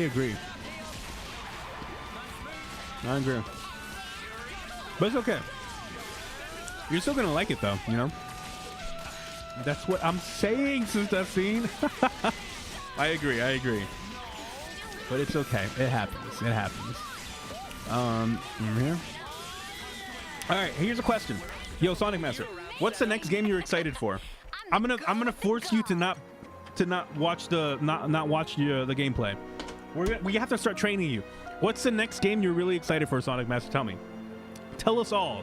Tell us all. Out of everybody here, we all have to like scold Sonic Master into not watching the cutscene for the next game he's excited for. All right? Which one is it? Tell me. Oh, that looks valuable. Mario Rabbids 2? Bro, you can spoil yourself in Mario Rabbids. Nobody cares about Mario Rabbids 2 story. That doesn't count. Bayo, for me, I'm so pumped. Oh, Bayo's gonna be hella dope. Bayo's gonna be hella dope. I keep seeing people talking about Bayo's graphics. I was on Facebook. I don't use Facebook too much, right? But I loaded up Facebook for some reason.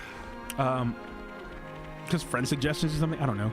But I had Facebook up, and I saw a post about several posts about Bayonetta, doing like comparison shots between Bayonetta 3 and Bayonetta 2, and saying, I hate that Nintendo screwed up the graphics. How do you make the graphics worse? I don't understand what people are saying or what people are seeing. I think Bayonetta 3 looks good. Is it looking worse than Bayonetta 2 in terms of graphics? I don't think so.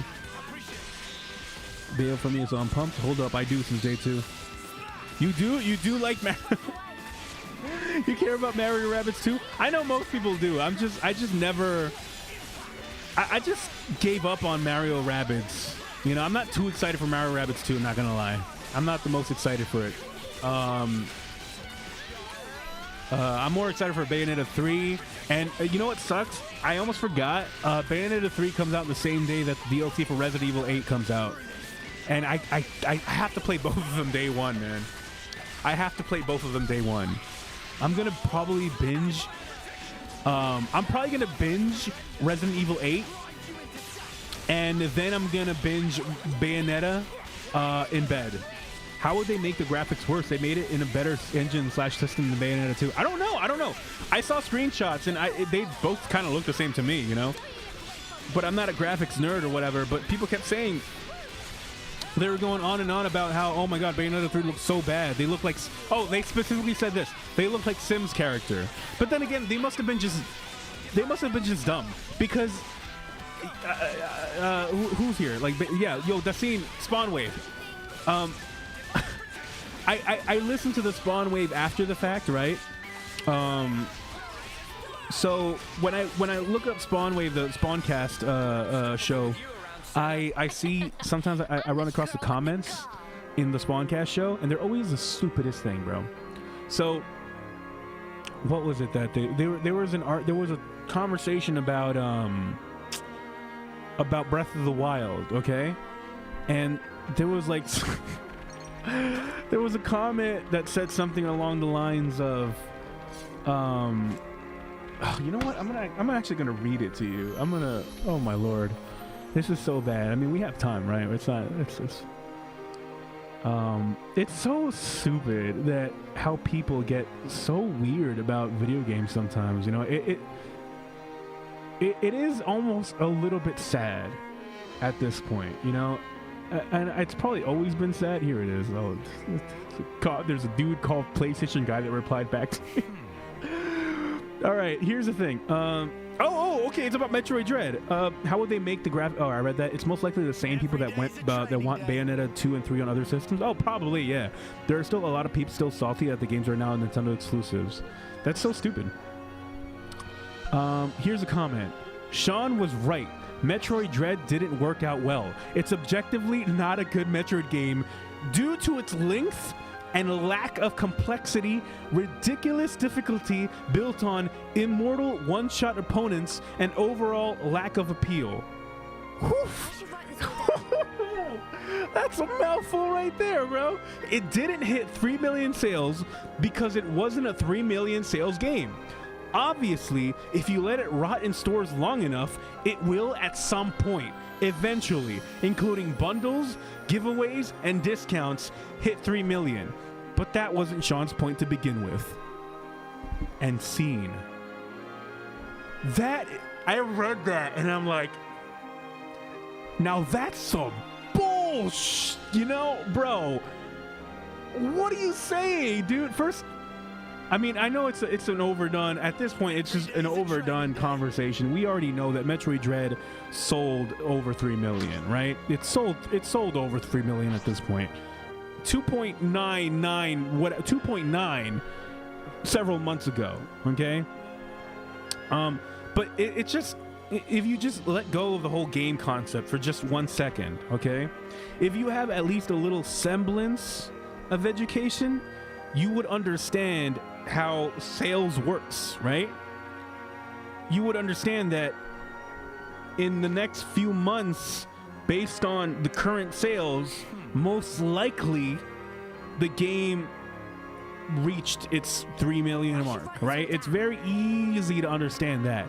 Now, for you to stretch that and be like, it might eventually down the line in a few years get to 3 million, but it's very unlikely because the game sucks, lack of appeal, complexity, one-shot enemies, there are no bundles on it. There's like, dude, that's such a ridiculous comment. Like, what are you talking about? That is some BS right there. I don't even read the comments in this podcast. They're kind of dumb, to be honest, and that's being nice. Oh, that's, yeah. He contradicted himself right there. He said the game would hit 3 million eventually, so it's a 3 million seller, LMFA. Anyways, these are my upcoming games must get. Beanie, Mario plus Rabbids 2, Sonic Frontiers, and Super Kiwi 64. Yeah, I saw you sent me Super Kiwi 64. I gotta check that out in a little bit. I gotta check that out. Let's keep uncovering some of this stuff. I think I'm doing good progress here, actually. But that's the stupidest thing ever, bro. I don't get it. And wait, there's more, because I said, hold up. Oh Lord. What did I say? I said, LMFAO, what? This is the dumbest take ever. It did sell over 3 million. That's not what they are discussing. Sean is saying technically they didn't announce the sales, but a small amount of education can tell us that it sold 3 million. The game reviewed very well, and it is a best-selling game in the series. And then I wrote, because the guy, I wrote his username. His username was like Blade or something. Blade. I wrote Think Blade Think. I mean, I'm just kind of like, I was just in a funny mood. I wanted to say something. I don't usually comment back. I don't usually comment on YouTube videos and stuff like that, because they tend to be really dumb. And the issue is that when you comment something and you're talking to somebody that obviously is, you know, very adamant about something, you're gonna get a reply back, right? And then it's never gonna end. They're always gonna get the last word in, because that's just how people are, right? Also, a lot of what he described was always the appeal of Metroid: difficulty, complexity, 2D style with the best controls and best graphics in the series. Oh, it's one of the best games in the series, if not the best game. It's arguably the best game. It's arguably the best 2D Metroid, right? The only reason I'm saying arguably is because, well, for one, it's subjective, and two, you know, Super Metroid is still really good, right? And Zero Mission is also very, very good. These are like two of my favorite games, so I can't really put one over the other. But Metroid Dread is, yeah, arguably better than most of the 2D Metroid games that are out there, you know? So it doesn't make sense to say that it didn't have appeal, that it sucked, that it, you know, what else did he say? That it was objectively, it doesn't make sense to say that it's objectively not a good Metroid game. That doesn't make sense. It did everything that the past Metroid games did, and arguably better. But, and you know what? No, yeah, it did better. There's better mechanics in it, and better pacing. There's better control. You have more control over Samus and what she does, where she aims at, you know, how she moves. It feels like a tight game. It's obviously better than the controls in like freaking Super Metroid, you know? Super Metroid is hella floaty, and that's, you know, that's appealing for it at the time, but I think we can all kind of agree that Super Metroid doesn't feel like the tightest controlled Metroid game. So you can't say objectively it's not a good Metroid game. What are you talking about? No. I mean, I have games I still haven't played, but I have that I have no idea what happens in, like Demon Turf, Dust Diver. Oh, Dust Diaper, isn't Dust Diaper the game where you buy on the 3DS to hack the 3DS? Starlink, Immortals, Phoenix Rising. Oh, Immortal Phoenix Rising? Oh, that issue is out for like 15 bucks nowadays. Or 10 bucks or something. Ooh, Kevin went down the rabbit hole and replied to a raging comment. Hot take. Yeah, I did, Eureka. Hot take. Dread smokes Super Metroid in every area other than maybe music, even though I like the music. Ooh. I don't know if that's... It's not a hot take because you can... Anybody would understand that, you know? I understand it. I get it, you know. Like what I just said, that Super Metroid's controls, they're not the tightest. You know, they're a lot. It's very floaty. Okay, I do like the graphical presentation of Super Metroid, but that might be a little bit of nostalgia, right? I like the music, the atmosphere, and the music is phenomenal, right? So maybe in that sense it beats Metroid, but that's just one aspect of the game. Okay, that's just one aspect of the game, and it's still subjective. But like Super Metroid, you know, the graphical style of it, the pixel art, whatever, I love that. I think it looks beautiful, but I can't understand that somebody that didn't grow up in the pixel area at the time, if you didn't grow up with that, you probably don't have that nostalgia for that graphical style. So yeah, you might not think that Super Metroid looks good. You might think that Metroid Dread looks leagues better than Super Metroid. You know, but I wouldn't make that comparison, but I understand if somebody else might. Sonic Master says, also, yes, the final moments of Jedi Fallen Order wouldn't be as good if I know what happens. People who know what happens would agree. That moment was hype and crazy, says Sonic Master. See, so you understand the concept of like, hey, if you didn't know what happened and you experienced it for the first time, it might be a different experience, I think, right? Yeah, some of the controls in Super Metroid feel horrendous. Curse you, wall jump. Yeah, for real. Is that what happens, is Eureka? Oh, I read that. Kind of, Eureka, yes. Let me see a comment. So I said, think, Blade, think. And Blade responded, no, you are wrong. There's no official sales number over 3 million yet, and it's a year since release. Okay. It's considered good. This is when I figured out that this guy is just he's just like one of those Switch weirdos, like Switch haters or whatever. It's considered good for Switch standards because the console is basically the game trash bin of the industry. At that point, I'm like, all right, it's over, you know? The console is basically the game trash bin of the industry. The only good games are bad ports of PC games. Sorry, but on PC, Metroid Dread would have mixed to negative reviews on Steam. Bam. Bam. See, this is why you can't have a conversation online, man. You can't really... If somebody says something that you feel is dumb and you say, hey, dude, that's dumb, you can't... There's no point in saying it. You know, there's going to be a back and forth, and they're stuck in their ways. They have this little emotional attachment to whatever the argument is, so you're never going to win it. Like, it's online, you know. They're always going to want to have the last word. If it is so bad, why were people trying to pirate on PC, says J2 Blueberry? So they can prove how bad it is, J2, obviously. Shaking my head. It is why it pisses me off whenever someone spoils the direct before it happens. I like surprise factors, yeah. But most direct spoils, like, they're not, like... For the most part, Nintendo does a very good job at keeping things tight-lipped. Has a direct ever been spoiled? Like, most of it? Or, like, I mean, I know that there's been times with, like, 1 or 2 games maybe have been spoiled. But they've been, like, smallish or like games that you obviously know are going to be there, like Mario Rabbids. But has there ever been like a major, like, yo, Breath of the Wild, well, not Breath of the Wild 2, it's called Tears of the Kingdom now. Tears of the Kingdom is definitely going to be on this direct. Has there ever been like a moment like that? I don't think so. I do not think so. I don't think you mess with Nintendo in that sense. Don't worry, I got that game very fast and I played it right away after release. As a Star Wars fan, that moment was crazy, says Sonic Master AS is up. The game was Game of the Year for lots of publications last year. It won Best Action Game on the Game Awards and nominated for Game of the Year. How was it bad compared to the rest of the industry, says Dassine? Listen, bro, preaching to the choir, man. Do you want me to respond that? Yo, wait, hold up. Let me respond that. Hold up.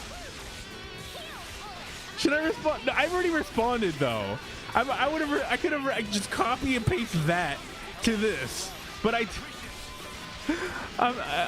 responded a little bit too cheeky, but you know, and then I let it go because I didn't want to go back and forth on it. But that would have been a perfect response back. Like, bro, the one thing I can remember in Super Mario 3D All Stars got leaked early in 2022. Oh, it did? I don't remember that. Was I not? I was around for then. Oh, that probably would have been. That probably was early in my video game career. I don't remember that part. I don't remember it being spoiled. I know that in the last direct, they people said that Mario Rabbids was going to be shown, but then again, it's Mario Rabbids. Like we kind of understood that that's going to be shown at this point, right? Because it's near release. But yeah, I think directs are great. I like directs. What's up with E3, by the way? Are we ever going to have an E3 again, or no? Is that not a thing that's happening? I think, what was it, the last thing that they said about E3, that it was probably canceled indefinitely or something? Yo, what's up, Dank? How you doing, homie? We were just going over some YouTube comments out there, homie. Some YouTube comments from from other podcasts out there, and people that have very passionate takes about Metroid Dread and Breath of the Wild and Nintendo, and how Nintendo Switch is the trash bin of the console market right now. E3 is returning next year. Hey, this is up. Yeah, is that the latest? That's what's up? The only thing... Oh, what's up, Kevin? E3 is returning next year. I am happy for that. I am actually glad. You know, I think that the hype for E3 season is freaking dope. I like when people come together for video games. I'd rather that than people arguing about video games. I think these kinds of events bring people together.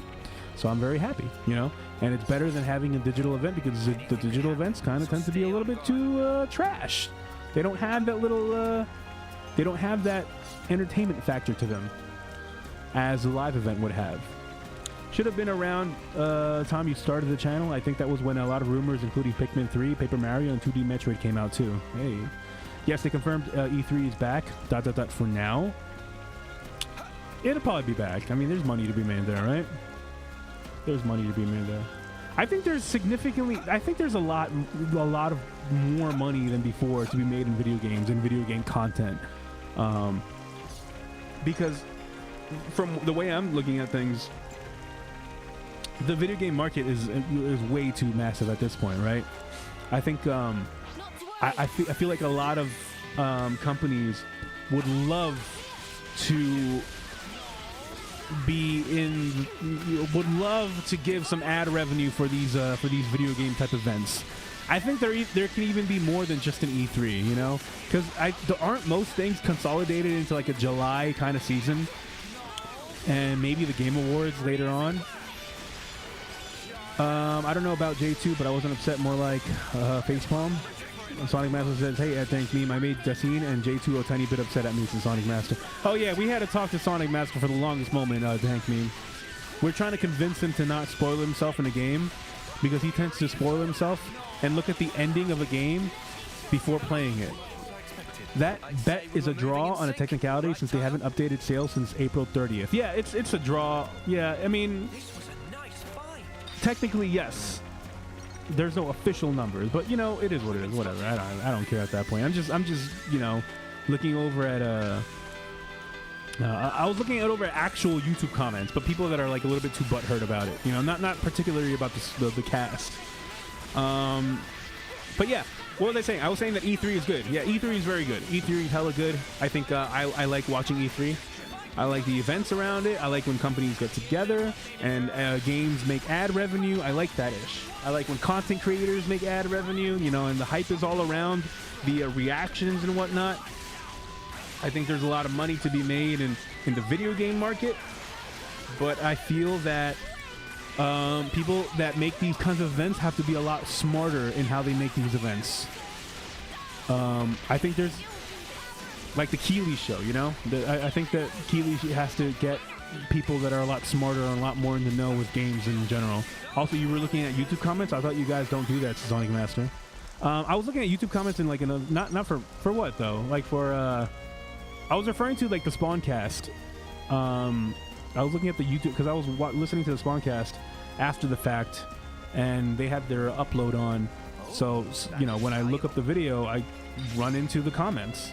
So one comment caught my attention, and it was such a stupid comment that I had to like reply something back to it.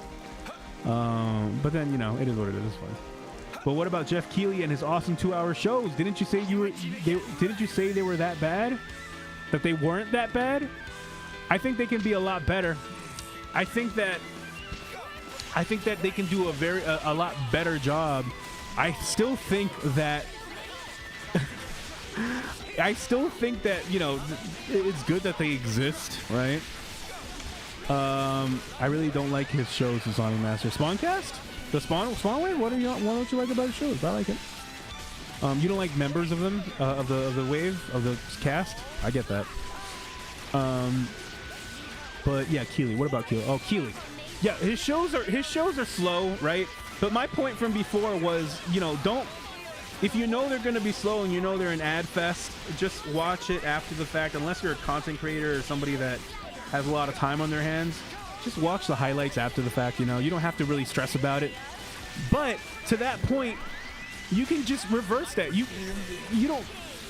can make it so that they, as in they, the makers of the show, Jeff, he can make it so that it can be done in a way better, more interactive way, you know? You can make it interactive. Hell, you can stream it in like direct and have texts come in or whatever. Don't they have like interactive texts that they have in like other like Oscars shows or stuff like that? Even then, you shouldn't really treat you can't really treat a video game awards show like an Oscars, because the Oscars are more like, I don't have the answer for it. You know, I can't say off the top of my head how you're supposed to be playing. Let me do auto. There you go. How you're supposed to be setting this stuff up. But I do think that they're doing it wrong in trying to set up the show to be like the Oscars or like the Grammys or whatever the fudge, right? I think that you should have more interactive segments, you know, get the developers on, have some developer interviews, do stuff that you would do for like a freaking a cool YouTube channel, right? I think YouTube and content creators that are on like social media, they do a good job at like making content, right? Because you can never have, they should look towards that. They should look towards ideas that content creators make, because a content creator, eventually you can't just run the same thing over and over and over, and you got to change things up. You got to do something different. You got to keep your audience with the retention, right? You got to keep, that's the most important thing about YouTube, audience retention. And I feel like that concept Jeff Keighley doesn't understand. One thing I like about YouTube is that they teach you like you're forced to learn about this stuff, you know? Oof, I think you're late in telling Jeff not to treat the TGAs like the Oscars. Yeah, I know, but you know, maybe if I put it out into the universe, he'll something will whisper into his ear. But yeah, like you have to keep your audience engaged, you know? You have to keep the mind thinking, the mind flowing, and you're not gonna do that if you like freaking stop every one. If you have like one world premiere every 30 minutes, and in between all those, you know, the world premiere trailers, like freaking constant ads that mean nothing to you. I think they should have, I don't know, maybe not skits, but like, I don't know, something different, something interactive, something where people can like be engaged with. Maybe a developer interview, maybe a behind the scenes for games, or how games are made, or a tour of certain developer offices, or stuff like that, you know? Content, something that people would like to watch, that people might be interested in seeing for the first time or whatever. But no, instead of that, they just do the ads, and they bring in musicians. That's for one. They bring in musicians, but they bring in stupid ass stuff. Like, I like Sting, right? But that's an example. But you can do a lot better than, I mean, Sting is great and everything, but like, why don't you have some Xenoblade people come on and perform with the Xenoblade Orchestra, man? Imagine how hype it would be to have an orchestral track live played by the Xenoblade Orchestra, right? Like, that would be insane, right? That would be hella dope. And that would be like, yo, people would be like, yo, this actually sounds pretty dope. This sounds pretty good. Maybe have like a little cosplay runway or something. I don't know, man. Have variety, have different ideas. Every year can be very, very different, you know? You can have, people love cosplay, man. Implement cosplay into your video games, right? Like, have freaking get like some chick with, like, you know, and then dress her up as Pyra and Mithra, you know, and Gotta keep nice and yo, tell me that would not get audience retention, right? Like, tell me that wouldn't be like, people would be like talking about that, memeing about that, people would go crazy, right? Have freaking the girl from 2B near Automata, right? Have her go on stage. You know, that would be insane. I agree, he should be getting more devs or people who actually work on games, get more of a focus at his shows instead of a couple of indies, Kojima and then Vin Diesel in R2 Shikama. It's the stupidest things. The fact that he brings in people like Vin Diesel, I feel like that brings down, not that, that kind of brings down like the class of the show, you know? Because it feels like you are underestimating your audience's intelligence when you bring in somebody like Vin Diesel to promote Arc 2, right? Because at that point, if you're ending with that too, you're gonna feel slightly disrespected even, right? Because, bro, how are you gonna end it on that? You don't disrespect your audience. Kevin wants to see the thickness. I would love to, yeah, why not, dude? Wouldn't that be something people would like love? I mean, not just women also. Why are you asking for more thirsty looking characters? I feel like there'd be something cool. All right, it doesn't have to be thirst. It can be like, you know, a little runway thing with several, you know, people, you know, here's an example. How about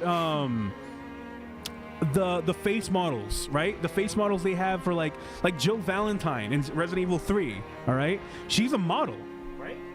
These people are models. Why don't you have them have like a little, you know, have a little runway thing, right? But then you go as Jill Valentine. I feel like that, and this is just my thing, right? I mean, I would, this is something maybe I would do if I were in charge of an event. But everybody has their own thing, right? Everybody has their own ideas that they can implement, right? Where my mind goes is, hey, people love cosplay. People love like watching the voice actors. Oh, we can have voice actors on, right? You can have the face models of certain people. The Jill Valentine girl, only because I know about Resident Evil, right? That's why she comes to my head. The Jill Valentine girl, she's freaking, you know, cute, hella pretty. She's the face model for Jill, and she plays the game. She's interested in the gaming market. You know, ever since she became part of the series, she's been streaming all sorts of Resident Evil games. She's been doing pretty well. You can easily invite her over, bro. Do some cosplay, man. Show up, Jill Valentine on stage. You know, that would be freaking dope. Maybe a little bit cringy for some, but it would get people watching. You know, it would get people engaged. You know. You're telling the gaming industry they need other industries to elevate them when gaming is the biggest media industry right now, says Destine. Yeah, exactly. You insult people's intelligence. Like, you know, you don't need Vin Diesel. You totally want the thirst, though, says Eureka. I mean, I wouldn't mind it. I'm a dude, right? I would hella love to see that ish, yeah. But, all right, even besides women, right? Get some brawling ass dude and freaking get... hear me out. Stage, okay? This is all staging. Final Fantasy VII music plays in the background. Orchestra live, okay? You got your freaking, I'll actually tell you about this. There's a video that I ran into on Instagram where you guys, I don't know if you guys know of Pentatonics. Pentatonics is this a cappella group that became very, very viral after they won a competition. They're huge, right? They sold out shows. They've been huge for several years. He's going to mention Tifa calling it. So you have like Pentatonics, right? So they're huge. Anyways, they set up this one, they were doing this concert and they set up this one track where they have an orchestra, right? And the orchestral, what's this guy? I forget what the guy is called. Oh yeah, Pentatonics, are they still around? Yeah, apparently they're still around. I don't know if they have new albums or whatever, but anyways, they had a concert recently. The composer, not the composer, what do you call him? The director, the guy that waves around the wand for the orchestra, right? The guy that does this and orchestrates the wand, the what do you call these dudes? Holy crap, I'm blanking. The freaking, not the director, the do you guys know? I have costumes, but I would like to make my own someday, says Eureka. Yeah, I do like cosplay and I would like to cosplay, but the expenses is Eureka. Yeah. Yeah, you gotta have some talent. Composer? Is it composer? I don't think it's composer. Whatever. The director of the guy that's waving his wand, right? So you know how they do it, right? They wave their sticks around, you know, like, you know, to control the orchestra, and the orchestra follows his lead. So at some point, the dude was doing the thing, right?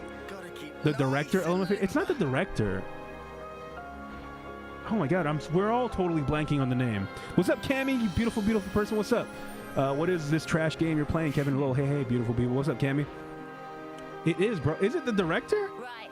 What have we got around Is here? it? Or maybe my mind is just blank. All right, let's call it the director. Anyways, the director is doing this stuff, right?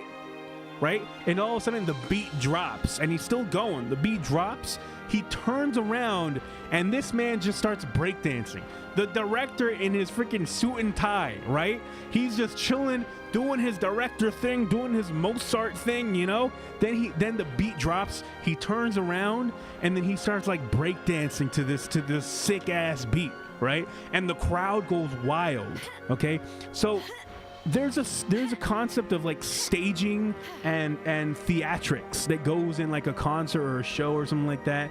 And since I believe that you shouldn't be treating the Game Awards as like a very prim and proper kind of thing, I feel like Jeff Keighley should get somebody that is experienced with making shows, you know, making stuff. Yo, that sounds lit, not gonna lie. Yo, it's freaking, it was so dope. I was watching it and I'm like, yo, that's hype, bro. This man just started like dun dun dun dun dun dun dun, dun, and then he starts just breakdancing, and he was doing the moves, bro. He was most likely, I mean, he obviously was a professional dancer that was just posing as like the director of the orchestra, right? So that moment there was hella magical, it was hella dope, and it was not necessary, but it's something that engages the audience. So like going back to the Game Awards, right? Imagine this. There's an orchestral track, right? And we're bringing in the cosplay idea, okay? The orchestra is in the background. Final Fantasy VII is being promoted, right? Final Fantasy VII, the next one, 2, Rebirth, or whatever the fudge it's called. Crisis Core or whatever. I don't know what it's called. The next Final Fantasy VII game comes out, right? They're being promoted. It's on the Game Awards. They bring the orchestra. The orchestra starts playing Sephiroth's theme, okay? And you know what shows up in the shadows, in the freaking smoke? You know what shows up? Sephiroth. You get this brawlic ass dude. You give him long ass hair. You give him the one wing and the freaking his trench coat jacket thing, and then you just have him stand there while the freaking Sephiroth theme plays in the background. All right? The theme ends and the dude just reverts back and disappears. That would be like mind-blowing for a ton of people, right? That would be hella hype. People would be like, that would be a very video game moment that wasn't specifically a video game moment. You know?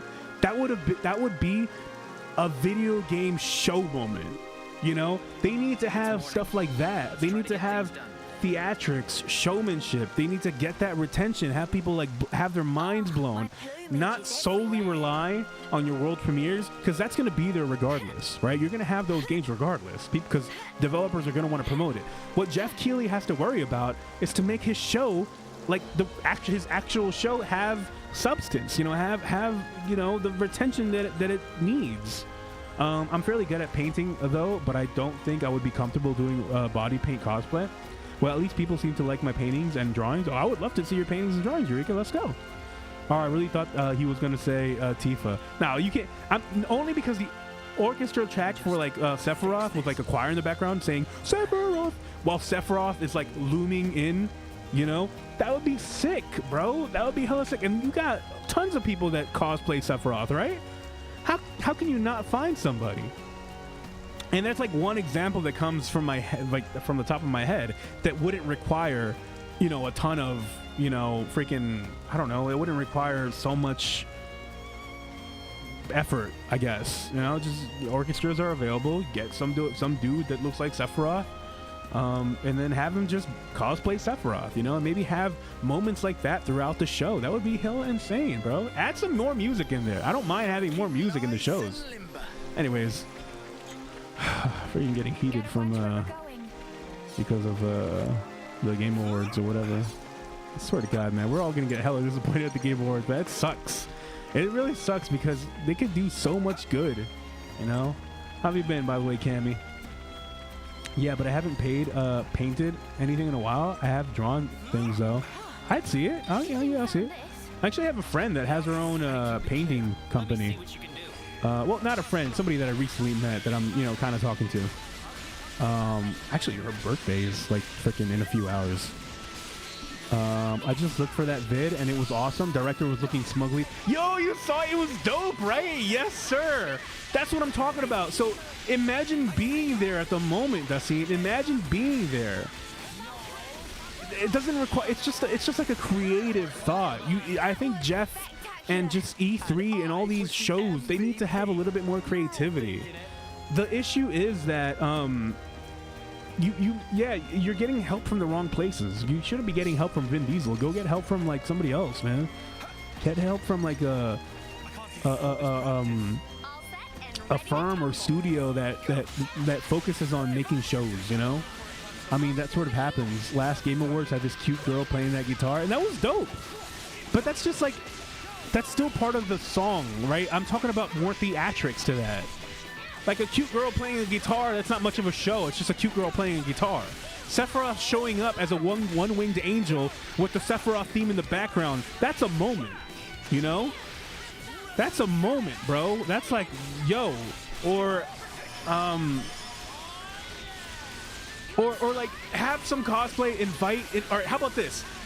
Here's one example. Remember that one time, I don't know if it was in the Game Awards, right? I think it was in the Game Awards. Yeah, it was in the Game Awards, where the voice of Kratos and the voice of the boy, I forget his name, they went on to like promote, they went on to give an award, right? And there was this one moment where the guy like breaks out of his, you know, breaks into his Kratos character, and then he looks at the boy and he says, "Open it, boy." Right? Do you guys remember that? That moment was cool. That moment was hype, right? I don't know. That was probably planned, but moments like that, I feel is stuff like, because people still bring that up. Sometimes I still see that clip being brought up. Moments like that, all right? Moments like that, where it's a very show moment, but it very much relates to video games. That's unique to video games. Moments like that make a show, all right? It makes a show. It makes it 100%.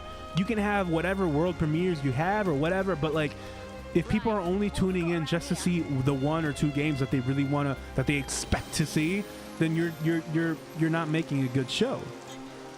Was it Open It? I thought it was Read It. Was it Read It? I don't remember it. I don't remember. But you know what I mean, right? He looked at, there was like a silence, right? And you can tell that this guy has some showmanship, right? He knows his craft. A lot of these voice actors are actors in real life, or even as a voice actor, you kind of have to have some performance to you, right? Performing something is a science. There's a science to it. So this guy, you know, he had his moment. He had like a freaking he went silent, right? The whole room went silent. Nobody knew what was going to happen. It was silent for like a few seconds, right? Just to add a little bit of drama. And he says, "Read it, boy." Like, bro, chills, right? It was freaking dope. People smiled, people laughed, people clipped it, and they still show it around to this day. So moments like that, we need more and more, and they kind of have to be planned out. I think the hypest moments was when the Phantom Thieves hijacked the awards show, Joker and Smash. The Goose from Goose Game as a Muppet and the three presidents on stage together. Honestly, that's pretty tame. Yeah, but like, why can't we have several moments like that? Why do those moments have to be rare? You know, why? There's no... Look, content creators, like as an example, content creators on YouTube, they recurringly have to think about new content, new ideas. If you have a year of planning, why can't you set this up together? Sometimes content creators have to do things from one day to the next. Sometimes they have less than a week to make up a freaking a new video or a new skit or something. Why the fudge is Jeff Keighley have a whole freaking ass year and he doesn't put anything new to the show other than, hey guys, definitely watch the show. We're gonna have game announcements. Like, bro, come on, man, right? The sad thing about the goose thing, it was poorly timed to Sonic Master. What do you mean, Sonic Master? The scene? It was a funny moment, but God, that moment. Wait, but God, that moment could have been saved for later or sooner. The only reason why people hate the pacing of the Game Awards is because there's not much to pace. You only have a select things that might get the audience hype.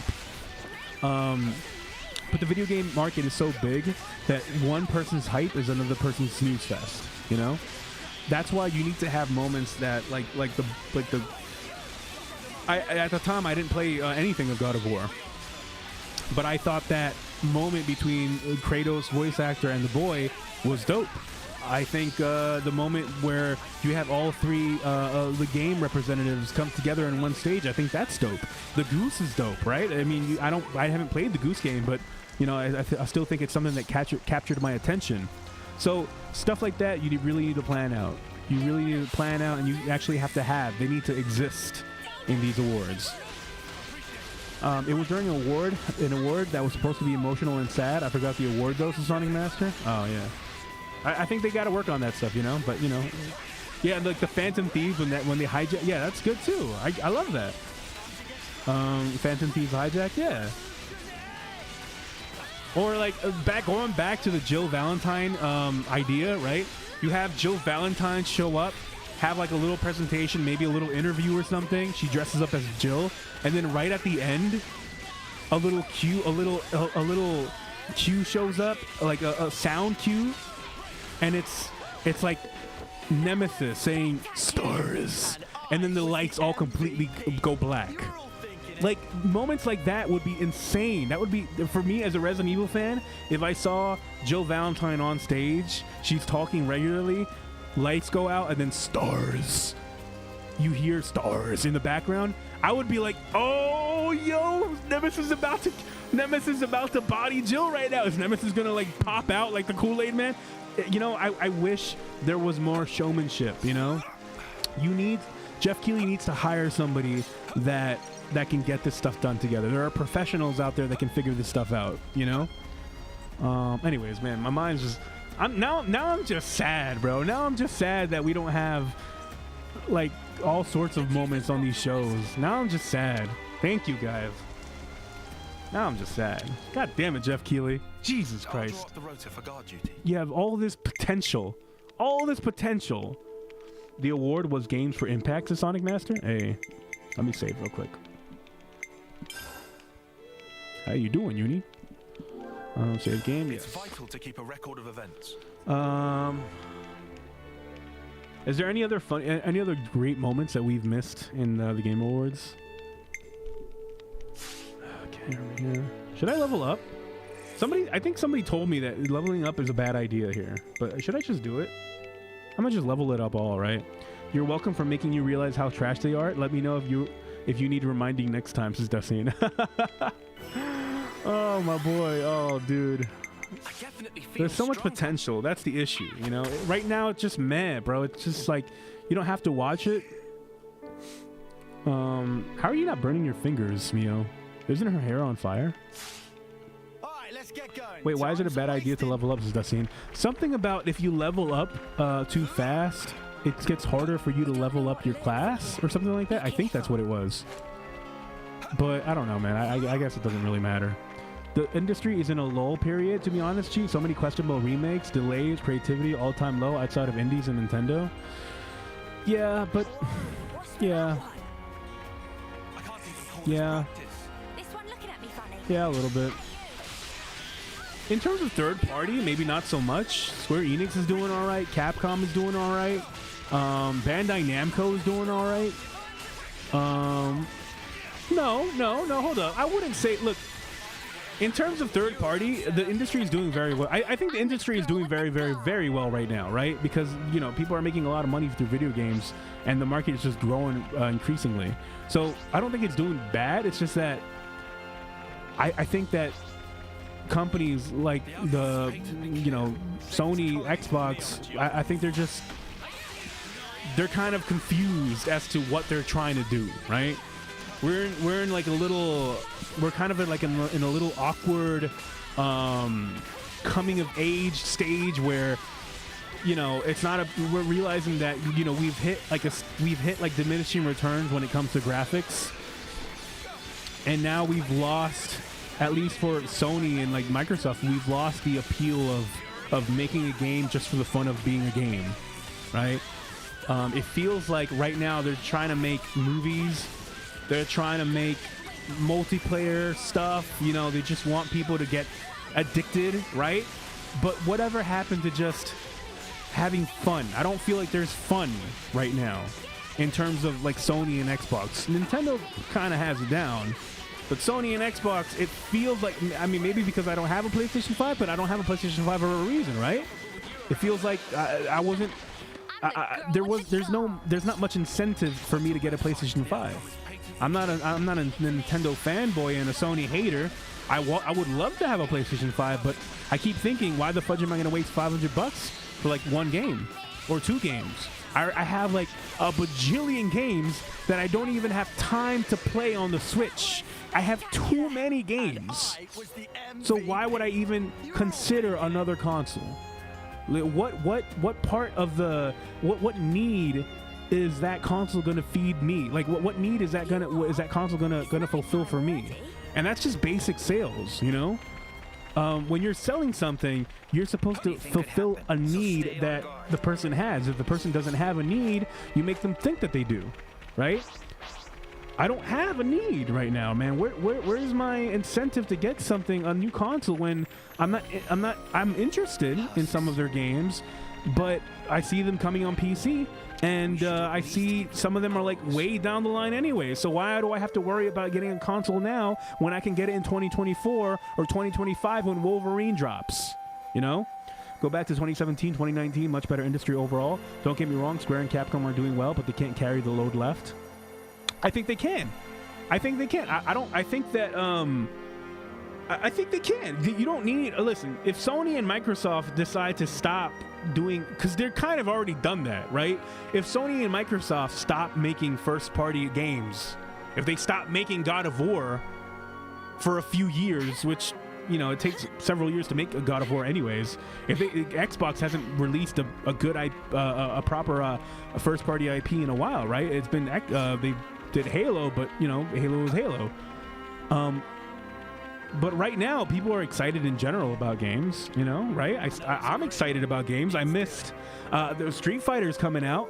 Monster Hunter stuff is coming out. Dragon's Dogma, this is all Capcom, right? But then you got Square Enix stuff that I would love to play. You got the freaking... I am interested in Final Fantasy, you know, when Final Fantasy eventually comes out. Final Fantasy 7, the second part. I'm still interested in the smaller Square Enix titles like Octopath 2, Triangle Strategy, all these games. Bandai Namco has some dope-ass looking games too that I might be, if I didn't have a whole bunch of games on my plate, I probably would want to go back to those. Elden Ring came out. I like Elden Ring. So these games are kind of dope. I think they're more than enough for somebody to justify a console for, right? But if you already have a PC, if you already have a Switch, why the fudge would you need a PlayStation or an Xbox? You need one or the other, right? Third parties goes to most systems. I think the new gens have been extremely slow to start, but we're still getting banger games on all fronts, especially Japanese devs. Oh, hell yes. Yeah, especially Japanese devs, of course, which is great. So in that sense, I don't think we're in a lull period. I think we have a lot to play. We have way too much to play. But I do think that we still need, in order for the industry to feel energetic, because there is content, there's just no energy behind it, right? In order for the industry to feel energetic, you need to have the big three be on their A game, you know? Are you in top chat? Yes, I am. I might be missing some comments because I'm like going on tangents. I apologize. But if you want the industry to feel like it's energetic, like everything's vibing, right? You do need Sony to be on their top game. You do need Xbox to be in their top game, which is why, you know, console fan wars is kind of stupid. In order for the industry to feel good and to keep moving, you eventually do need Sony and Xbox and Nintendo to be, you know, active and be good and be on a good place. You need that competition between the three. Because, you know, eventually Nintendo's gonna, I'm hoping not, but history tells us, and just sales and the way companies work, experience would tell us that that Nintendo's gonna get lenient at some point, you know? Nintendo's gonna get too lenient. I feel like Japanese developers are definitely hitting their stride, but Western developers have definitely been lacking, in my opinion. Oh, yeah, probably. I think all the games I'm thinking of are Japanese. Yeah, pretty much all of them, yeah. Bro, you missed my joke. It was a comment you just read. How about that Cranky Kong announcement for Tropical Freeze? That was pretty hype to Sonic Master. I love it, yeah. Yo, Tropical Freeze is dope, though. How about that Cranky Kong? I read it. Cranky Kong, yeah, Funky Kong, yeah. I would love that, man. I would love some Donkey Kong action right now, actually, you know? It'd be really good. What else? Why is it a bad idea to... Oh, I read that. Finally. Whoop. Says Sonic Master, yeah. So, I don't know. What do you guys think about everything we've talked about? I don't know. I'm sorry if I've just been going on a rant. I'm sorry. I just like to talk sometimes, you know? But tell me, what do you guys think? What do you guys feel about the gaming market right now? Is it just the Western market that's kind of like lackluster, or are we excited in general? How about that? How's that a question? Are we excited about the gaming landscape right now, or no? I feel like we are, right? I feel like we are. I'm eating these like candy, you know? I can't be eating these. They're so good, though. Maybe I just have a sweet tooth right now. I think I might just have a sweet tooth for candy. That's not good. I don't actually eat a lot of candy. I don't eat candy at all, actually.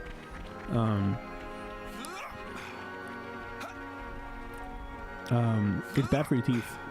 The reason I got these, they're supposed to be mints. The reason I got mints is because, you know, for just to have fresh breath or whatever. But I didn't get gum. Usually people have gum, but gum is bad for you, man. You shouldn't be eating gum. You shouldn't be eating candy. You shouldn't be eating gum. You gotta take care of your teeth. Thankfully, my teeth are very, very healthy. My dentist likes me. Right here. Never had a cavity ever in my life. Never. I hope I never do too. I don't think I should. Why am I fighting these random dudes? Let me. I gotta check my map. I gotta keep uncovering stuff.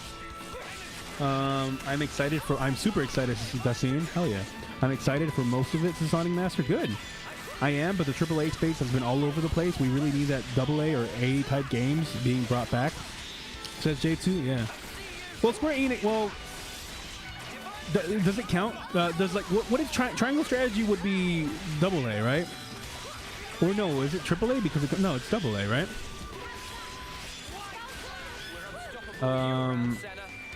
Yeah, but you know, one good thing that I feel is going to come back, like I said, I've been saying it for a while, fighting games are going to come back.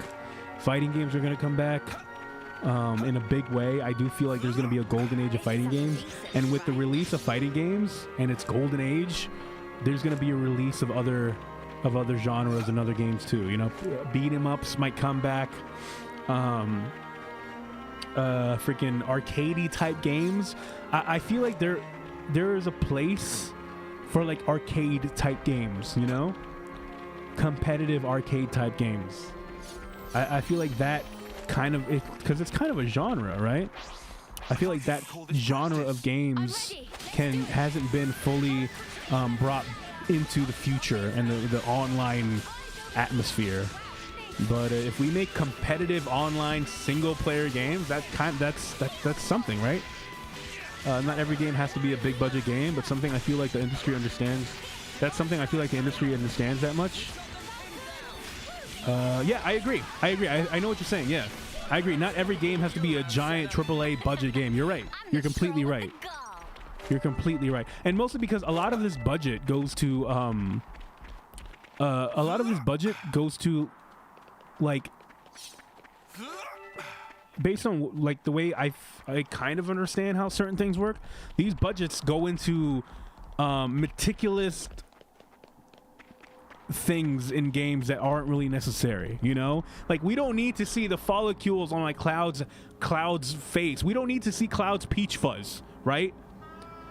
Instead of having Cloud's peach fuzz, why don't we make a game that has more of a emphasis on its gameplay and or music, right? I think music is hella important. Yo, what's up again, Chronicles? I agree, Chronicles. Yo, Chronicles, we just been having like hella conversations here, my dude. Getting dubs, Kevin, all day, every day, bro. All day, every day, all day. Twice a day sometimes even 3 times a day. Most of it goes to marketing. Yeah, but I can't even call this practice. Let me see. well, yeah, I mean, kind of. It'd be good if some money for games that are smaller. It would be good if if we allocate some money for marketing. Because wasn't there one game that supposedly is really, really good? I think you even mentioned it, Nassim. There was a game that you kept mentioning that was like hella dope, but like it got buried because of the lack of marketing. The World Ends With You. Some games, yeah, take out some money from these AAA games marketing and put that into like freaking more AA or single 1A games. I need to stop doing that though. I don't want to mess up the algorithms, Chronicles. Whatever. I don't give a crap at this point, Chronicles. I gave up on growing the channel like a while ago, man. I'm just chilling here with the homies. Just as long as it's natural to you, Chronicles. I don't want you to. As long as you don't come just for the engagement, I'm cool. You know. I'll be coming in and out. You know how it is as Chronicles. Oh, but you know, if you do come in and out, then you know YouTube can see you coming in and out, and you know they just rally up all that time and then they count that as one. I think. I don't know. We're in the golden age of farming. The golden age of farming games. Yeah, that's one genre that really took out. But you know, nah, coming to just vibe. Says Chronicles. Hey, that's what's up. That's what's up. See, when Chronicles comes in, we all just get hella in a vibe mood. We all get hella lit up. We're very excited to see Chronicles. We're ecstatic right now. So great. Have little confidence with the direction as of now overall. I have noteworthy games to choose from, but the passion seems lost for the quick bag. For some, yeah. For some, yes. Some developers and stuff like that, but I think it's going to come back.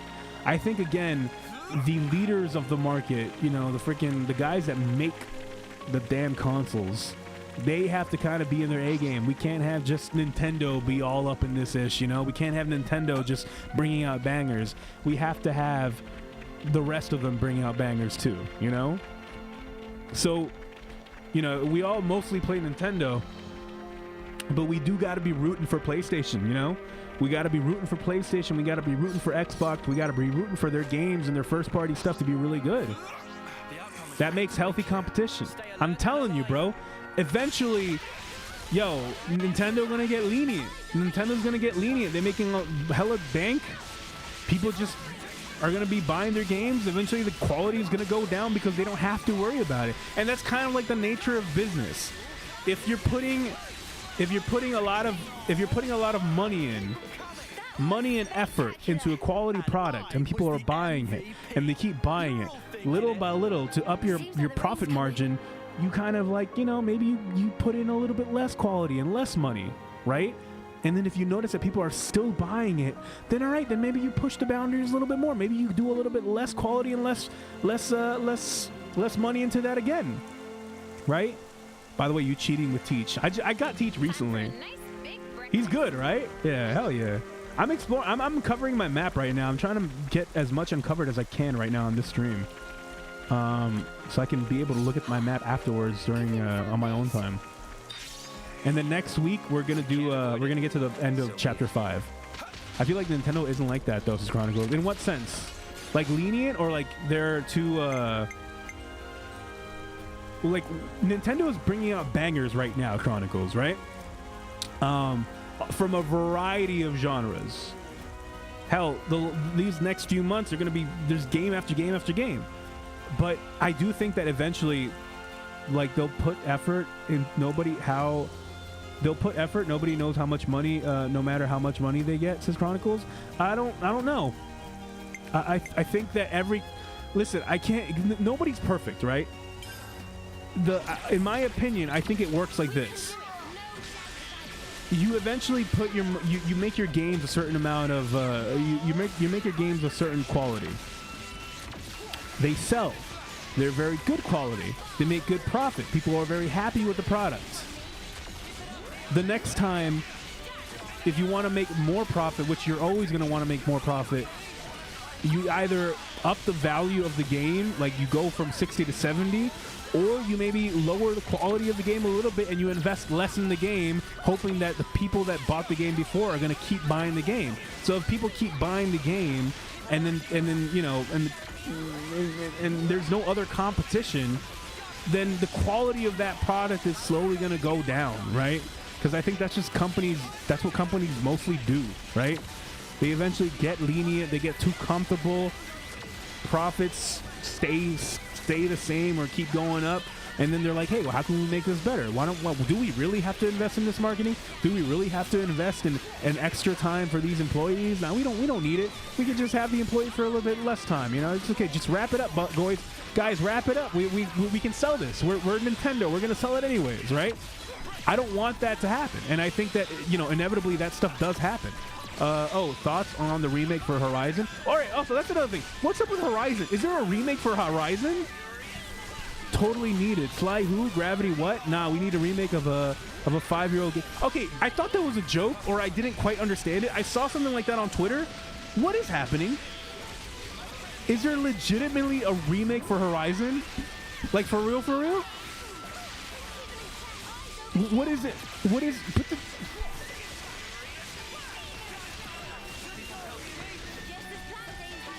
Oh, it is rumored? Oh, thank God. Oh, my Lord. I swear to God, that can't be true, man.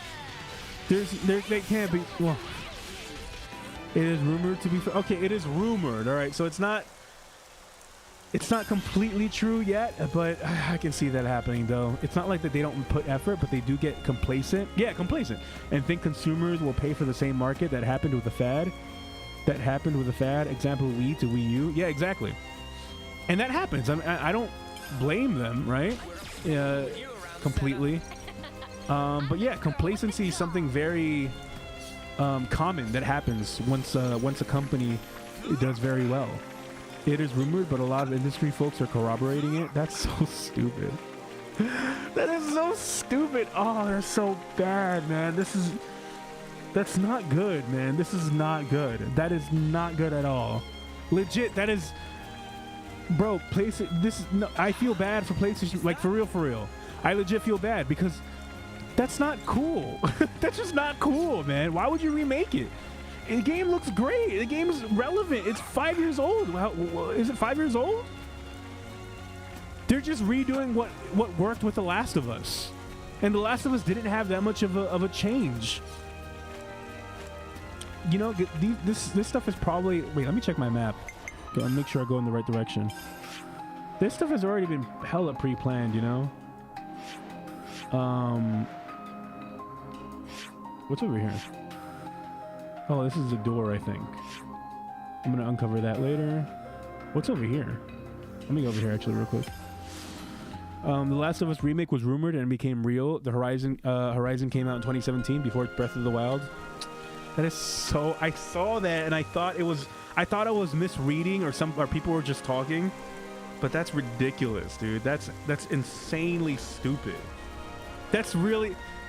there has to be some backlash about it, right?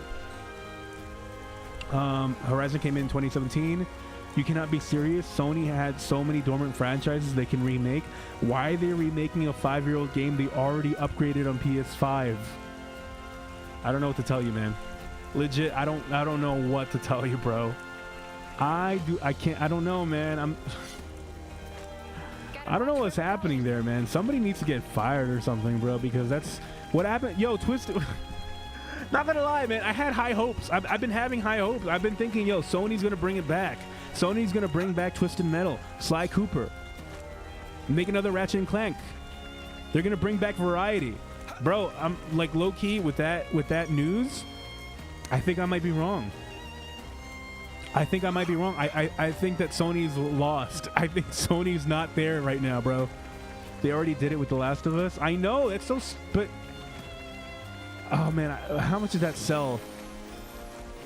If it's rumored now, when Last of Us recently came out, then I feel like that's already been in the works and it's probably already on its way out, you know? Yo, get good, says Nook. Yo, what's up, Nook? How you doing, homie? You cannot be serious, Sony. Oh, yeah, I read that. I saw someone said they would release as the same times as Tears of the Kingdom just to be petty. Yo, all right, this is what I saw. So what I saw was somebody said, yo, you know what should happen? They should remake Breath of the Wild just to fudge with Horizon. And that's why I didn't understand that tweet at the time. Because in my head, I couldn't think of no way that they're remaking Horizon. No way, dude. No way. I couldn't. Nook, did you know that they're remaking Horizon? So are they going to want to see me do it again with Horizon? Is that a reference? That's I hope they say, I hope they have way more in the background, because honestly, it'd be so lame. Sony seems to be losing most of its creativity. Dang. They're not just losing it, they're actively getting rid of it, right? They're getting, I don't know, man. It's really dumb. It's kind of dumb and it's kind of sad, actually. It kind of brought down things, man. I was a little bit excited, and I've been saying to peeps, yo, Sony has to bring it back at some point, you know? Twisted Metal, Sly Cooper, there are Marvel games, God of War, make God of War cool. I mean, not that it's not cool, I haven't played it, but, you know, bring back other franchises like, they had a car franchise that was dope. They probably still do. But, like, what is it that I played back in the day? The sucky thing is that a lot of their games that they had that made them relevant back in the day aren't even there. It's Crash, Tomb Raider, Resident Evil. But they still have stuff, right? Gravity Falls and stuff. They have franchises there that they can bring back. But whatever, it is what it is, man. I don't know what to tell you. Want to see me do it again? Is a SpongeBob meme? Sorry, I forgot you are uncultured on SpongeBob. Oh, yeah. Breath of the Wild beat Horizon for Game of the Year last time, says Nook, and it's probably going to beat it again, bro. Well, but at least we still have Nintendo, Square, and Capcom. Heck, even Koei Tecmo, yeah. And Sega are looking pretty damn good for the near future. That's what I'm saying. At the very least, you know, if it weren't for third parties right now and like Nintendo, yeah, I agree. The game landscape would be hella low, you know?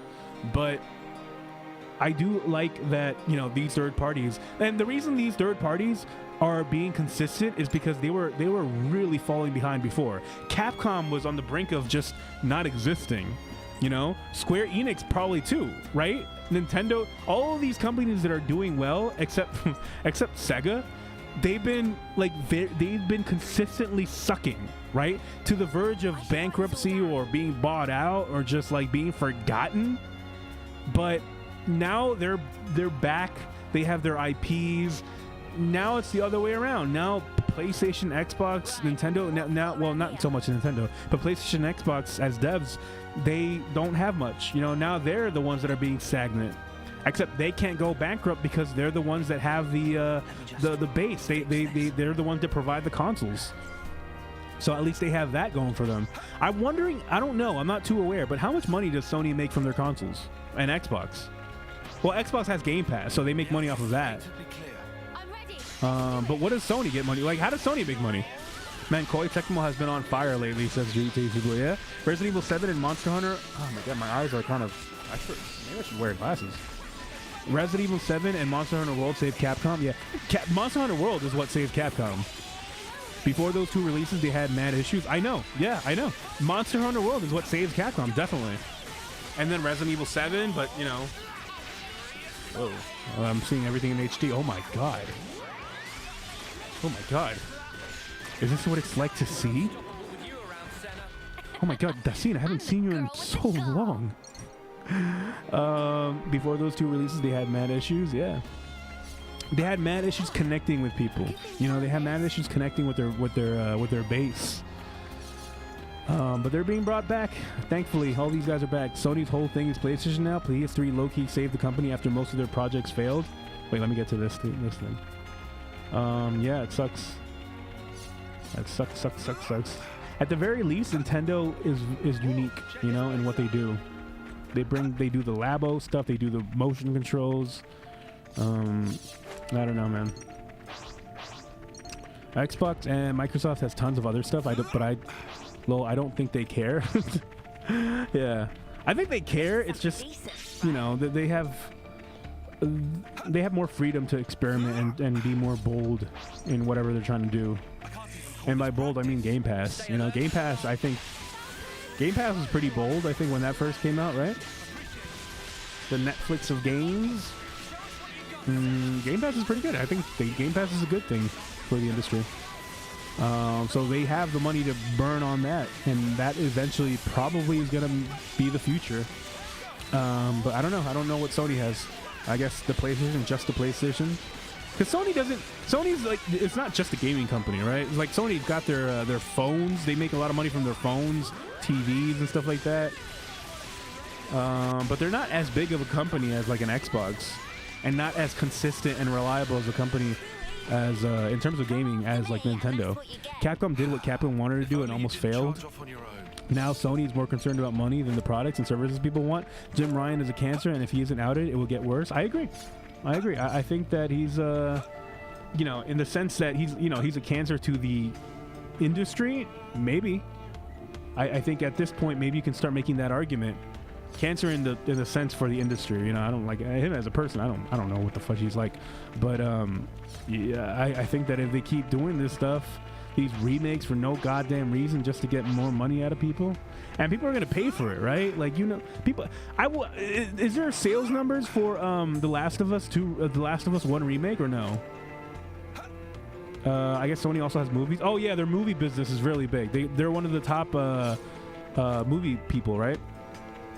Studios. I guess Sony also has movies. They don't make significant revenue from them aside from Spider-Man projects, but they're very good. Kevin wears glasses. Yeah, at least I'm supposed to.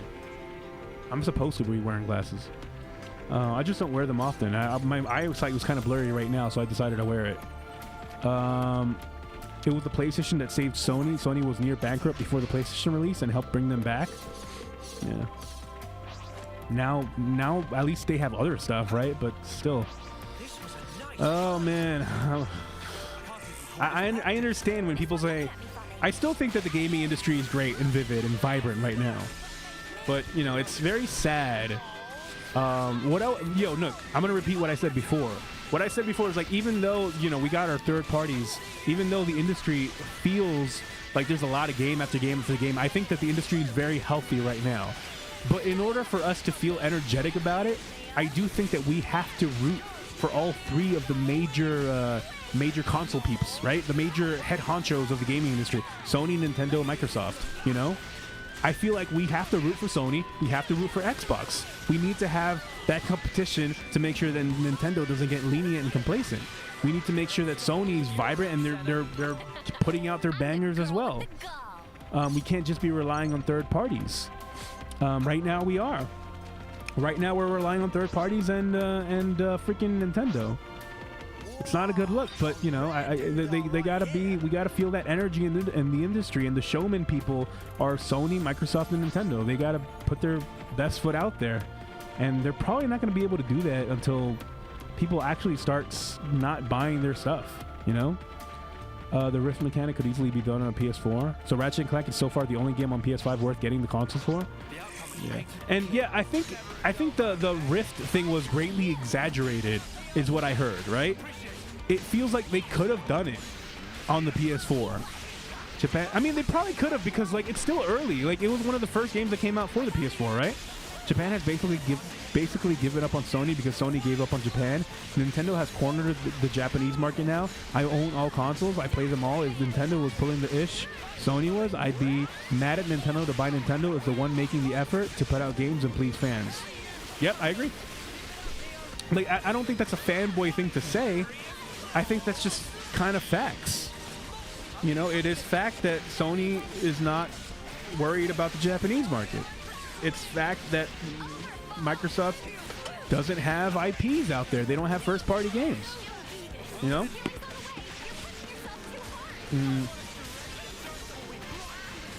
But you know, it is what it is, man. But again, This is just like discussion. I think that things are going to get better. They got to get worse before they get better, though. That's just how the nature of things go. I'm just hoping that Nintendo doesn't get complacent. You know, I feel like naturally Nintendo is going to get complacent, but hopefully by then Sony and Microsoft bring their A game to bring some more competition into the industry, and that doesn't happen. I think 2023 might bring Sony back to the front. I don't think so. Not 2023. Maybe 2024. However, I feel like it is mostly because of Insomniac. That's why I'm saying I don't think. What is happening in 2023? When does Wolverine come out? Is Wolverine come out 2023? I think the only thing we have confirmed, right, is I don't know, but like tell me. I think so far it's what what's God damn it, Spider-Man and what the fudge else? What else, man? Just Spider-Man? Mad at Nintendo to buy Nintendo is the one making the effort to put out games and please fans. Yes. If there were, I read that. They are, but hopefully not too complacent and learn from the previous mistakes. Hopefully. 2023 Spider-Man 2 is supposed to come out then. That's one game, man. That's one game. That's not enough. Spider-Man is big though. Not enough to carry a whole console for another extra year, bro. And not when these games are coming out on PC. Spider-Man 2 was the only one confirmed 2023 a couple years ago, but we would have seen most of their games we've seen most of their games being delayed, so I wouldn't count on that one either. Says Destiny. So we have nothing then. That's what I'm saying. We're not going to see anything until like 2024, 2025 even. So we're talking about like another two years at least. You know, and we're going to be counting on third party and Nintendo to keep bringing out banger after banger after banger, you know? Even by the nature of it, at some point, even people might just get, you know, people might just want other stuff. You know, people might just start wanting PlayStation to do another God of War, another Horizon, another freaking Sly Cooper, Twisted Metal, Sony, I mean, Spider-Man, Wolverine. I don't know, man. You also have Stellar Blade and something else. Is Stellar Blade the Bayonetta-looking one? Is that exclusive to Sony? Stellar Blade and Final Fantasy 16 are third-party exclusives, though. They look pretty good, to be fair. I mean, okay, I guess that counts then, right? I guess that kind of counts. You need to have a PlayStation to play those games. But also, what are the chances that those are going to come out on PC? And like maybe now Miles Morales just recently came out, or is recently it has recently been announced for PC, right? So who's to say that these new games, you know, we're still thinking 2023, 2024. Who's to say that these games that come out also come out 6 months afterwards on PC? At that point, why the fudge would we get a PlayStation? We'll see, says Dustin. Sony's publishing Stellar Blade. Let me look up Stellar Blade real quick. Is that the Bayonetta looking one? Because that one looks good. Let me look it up real quick. Oh, my keyboard is out of battery almost. Is it completely out of battery? Jesus Christ. Alright, there you go. Oh, it is the Bayonetta looking one, right? Yo, this one looks good. I remember this one, yeah. This one looks good. But it's a new IP, you know? It's a new... Stellar Blade looks good, but it's a new IP. Like, you know, new IPs don't sell like that, right? Oh yeah, and Forspoken, but that looks like a game, says Destiny. I've seen Forspoken. Forspoken actually does look pretty decent. It doesn't look that bad. I think Forspoken does look kind of fun. I don't know if I would buy it, which ultimately that's what counts, right? Whether you buy it or not. First of all, I don't even have a PlayStation 5. But if I did have a PlayStation 5, I don't know if I would buy Forspoken. But it does look good. It does look good. If I ever see it on sale on Steam, I would probably look into it. We'd be lost without you, Right Uni. now, unless it comes out and people are like, "Yo, this is freaking dope," and then maybe I'll look more into it. But like for the time being, it looks good, but it doesn't look like a console seller. It doesn't look like something that's going to be thought about for years to come, right? And I think that's what we need. We need impactful stuff. We need impactful games. People still, all right, and again, like to the point that J2 Blue made earlier in the stream before, it's not just about AAAs, right? AAAs aren't the only games that are thought about years after the fact, right? We have games like like we always mention Octopath. Octopath is a AA. It's a smaller type of game, right? But we still think about that. People still want to play it. People still reference it, right? So I forgot my original point, but these games are relevant. You know, they don't have to be.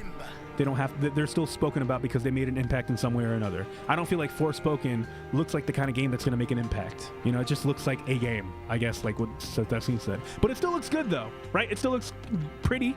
It looks fun, right? But it's not going to be like an impactful game. People liked it so much they made Octopath 2. Yeah, I mean, there you go, right? These AA games do stellar on the Switch, Nook. Yeah, they do, and they have a home there. They could have easily had a home with PlayStation, but you know. And you know what's stupid? Here's another thought, guys. Here's another thought. I know that Switch has the RPG like mobile factor to it, and maybe that's why games do well on it. But to be honest, a lot of people still play. A lot of people, especially nowadays, in the last 2 or 3 years, they've been playing their games at home. You know, the pandemic happened, so a lot of these games you're just at home. So it's not really a portability kind of thing. It is to a lot of people because like I like to play it in bed. But at the same time, if I didn't have the option, I probably would be playing these games on my big screen. Right? It's just an extra convenience, but without that convenience, I still think RPGs would have still had a decent place on the PlayStation market, right? I feel like the last 2 years, the RPG market could have probably been very, very good for the PlayStation if they would have actually kept at it. But, you know, decisions were made and, you know, they wanted to go a different route. But yeah, in general, JRPGs have gotten higher in terms of mainstream, right? They've gotten more relevant. And people talk about them more. At least, you know, I mean, I don't know. Maybe it's just my circles, but I think in terms of sales, they've gone up in sales as well, right? These games are hitting over 1 million copies. But whatever. These smaller Square games sell well on Nintendo. Octopath Traveler didn't do anything on Xbox. We'll see if it does anything on PlayStation. But my best is Square is making money off these smaller 2D HD. But yeah, it didn't sell on Xbox, but I don't even. I think people barely even remember when it dropped. I'm gonna be right back, but since I think you're gonna end soon, take care and have a good. Yo, take care, Destiny. Oh shoot, you're right. Oh, I didn't even realize that we're past the mark. Yo. Let me end it right now. I'm so sorry. We were just caught in conversation. I actually forgot. Yo, shout out to everybody. Thank you so much for coming to the stream. We're done. Forspoken looks cool, but I need to know how it plays. Okay, Sony didn't factor in that Japan loves handheld gaming when they gave Japan the finger. Yeah. Now Switch dominates that market. You can play Persona 5 on the train headed to work. It doesn't help Sony being, well, I'm just going to say it and tell me I'm wrong. Sony is racist to Japanese games. I said it. No, it's not that. It's just easier to appeal. Well, they figured out a formula for the Western market, and they decided to focus on that. I don't think it's racism. It's not that. Sony is Japanese. How could you be like it doesn't make sense. That's not it. Hold on, that's not it. It's just that they decided to focus on the Western market, you know? That doesn't make sense, Sonic Master, because you can say the same thing about Nintendo. Nintendo is racist against the West. Because they don't make Western games. Like that's not a thing. That's how people, you know, if you say that, that's when people misinterpret what you're saying, and then that's when dumb arguments start happening, right? Because it has nothing to do. It's more of like of an industry kind of thing. It's not exactly the people, right? It's more that they just decided to focus on, I think maybe Western games are easier to make, maybe, because all they got to do is beautify the graphics, make a story and, you know, don't focus too much on gameplay. Just make cool cutscenes, you know, and consolidate your developers to focus on one or two things as opposed to several things in a more gameplay focused game. You know, Xenoblade has tons of mechanics to it. You have tons of heroes. You know, you have tons of things. You don't have maybe as better graphics, but, you know, Final Fantasy has, I mean, whatever. I don't want to compare Final Fantasy, but you know what I'm saying, right? There's more of a focus on story and graphics than there is to actual gameplay for the Western market so far, it looks like.